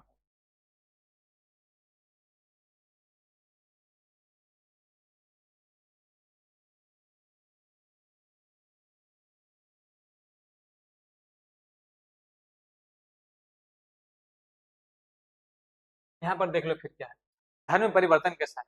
देवता, देवता इंद्र अग्नि देवता का महत्व घटा, विष्णु और रुद्र महत्वपूर्ण हो गए। क्या, विष्णु और रुद्र महत्वपूर्ण हो गए यहाँ पर, क्या, यानी कि 1000 ईस्वी के, 1000 ईसा पूर्व के बाद की बात है, क्या, विष्णु और रुद्र महत्वपूर्ण हो गए। रिचुअल्स में क्या था, अनुष्ठान में, यज्ञ जटिल और महंगे हो गए, यज्ञ थोड़ा महंगे हो गए और जटिल हो गए। बड़े पैमाने पर पशु बलि देने लगे। उदाहरण, अश्वमेघ, राजसूय और वाजपेयी। क्या, कौन कौन से यज्ञ होता था, अश्वमेघ होता था, राजसूय होता था और वाजपेयी होता था। ये 3 यज्ञ होते थे। देखो बलि यज्ञ और उपनिषद में क्या, यहाँ पर इस सब चीजों को बलि दिया जाता था। देखो यार, बकरे हैं, गाय हैं, यहाँ पर बहुत सारे जानवर हैं, यहाँ पर क्या, इसका बलि दिया जाता था। रिजेक्शन में क्या है, उपनिषद। प्रतिक्रिया उपनिषद, अपोज रिचुअल सैक्रिफाइस, कर्मकांड बलि का विरोध किया जाता था। फिलोसफी, कर्मा या टर्मिशन और रिचुअल्स। दर्शन, कर्म और आत्मा का पुनर्जन्म होता था। कर्म और आत्मा क्या होता था, पुनर्जन्म होता था। गोल, मोक्ष, यस, साल्वेशन, लक्ष्य, मोक्ष, मुक्ति होता मिलता था। यहाँ ये सब बातें समझ में आ रही है। यहाँ पर जो था मोक्ष मिलती थी। इस समय बहुत ज्यादा लोग विश्वास करते थे कि मोक्ष मिलेगा, मुक्ति मिल जाएगा, पुनर्जन्म मिलेगा, बहुत अच्छा मिलेगा, नहीं मिलेगा तो नहीं मिलेगा।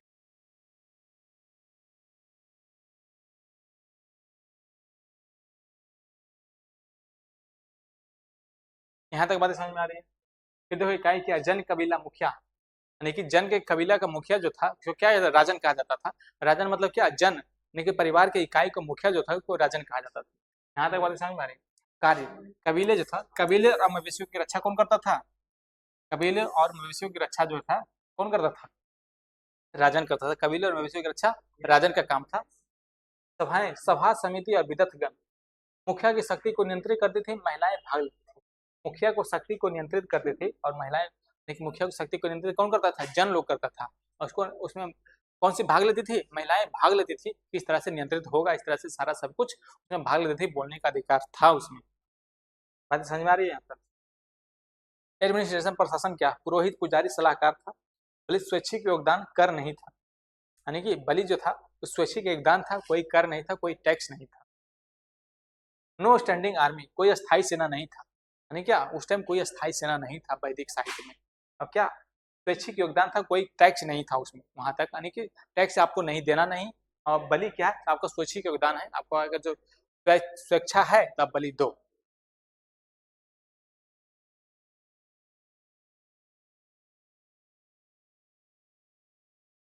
फिर राजनीतिक परिवर्तन कैसा है वो देखना होगा। राजनीतिक परिवर्तन कैसे आता है, ये सब सारी चीज आपको देखना होगा। मुखिया वंशानुगत हो गया, राजा की दैवीय प्रकृति, क्षेत्रीय राज्य, जनपदों का उदय हुआ। सभाएं, जन सभाओं और सेवा समिति का पतन लोपा गया। और कराधान, बलि शुल्क, बलि दिया गया, शुल्क वसूला गया, भाग अनिवार्य कर बनाया गया। सेना, प्रारंभिक स्थायी सेना उभरी। और लक्ष्य, धर्म के नाम पर पूर्ण नियंत्रण स्थापित करना। क्या लक्ष्य, सबके लक्ष्य क्या था, धर्म के नाम पर पूरा नियंत्रण स्थापित करना, कि पूरा नियंत्रण मेरे हाथ में रहे। ये सब होता है वैदिक साहित्य में चीज।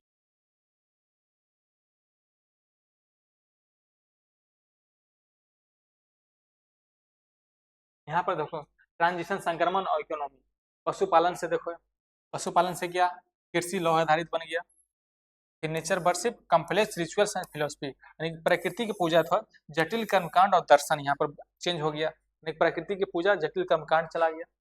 फिर देखो समतावादी कबीलाई व्यवस्था से वर्ण विभाजित क्षेत्रीय राज्य बन गया। कबीलाई मुखिया कौन था? वंशानुगत राजा था। ये परिवर्तन आया था। परिवर्तन क्या है? समरी यहाँ पर दिया गया है। समरी कैसे यहाँ पर चेंज हुआ है। परिणाम, महाजनपदों का उदय हुआ। महाजनपदों का उदय कब हुआ? 6ठी शताब्दी में वहां महाजनपदों। नेक्स्ट चैप्टर जो है महाजनपदों का उदय ही पढ़ाऊंगा कि नेक्स्ट चैप्टर में महाजनपदों का उदय कैसे हुआ और महाजनपदों से पूरा साम्राज्य कैसे विस्तार हुआ। नेक्स्ट चैप्टर में बस वही पढ़ाऊंगा, आपको सिर्फ सुनना है, देखना।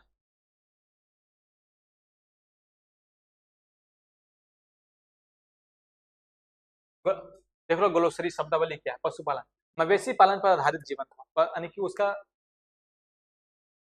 पेस्टोरलिज्म क्या है? Pastoralism life based on cattle raining, यानी कि मवेशी पालन पर आधारित पशुपालन क्या है। फिर पैट्रियार्कल यानी पितृसत्तात्मक, पुरुष सदस्यों की सर्वोच्चता पैट्रियार्कल कहलाता है। फिर मोनोगमी, मोनोगमी मतलब क्या होता है? एक विवाह या बहुविवाह, एक पत्नी एक से अधिक पत्नियां। यहाँ तक बातें समझ में आ रही है? कुल, समान पूर्वज वाले परिवार। चित्रित, दूसरा मृत्यु, लोहा प्रयोग करने वाले बर्तन।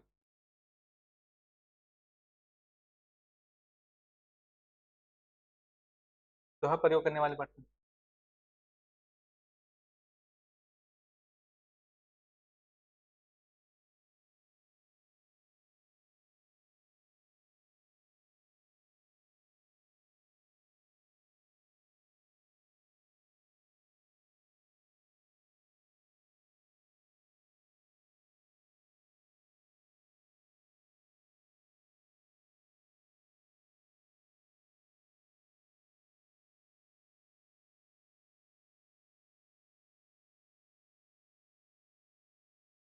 यहाँ तक मैंने पूरा वैदिक साहित्य जितना हो सका मैंने पूरा एक लेक्चर में पूरा कंप्लीट करने की कोशिश किया। कहीं कुछ छूटा है तो उसके लिए मैं क्षमा प्रार्थी हूँ कि कहीं कुछ छूट गया है तो।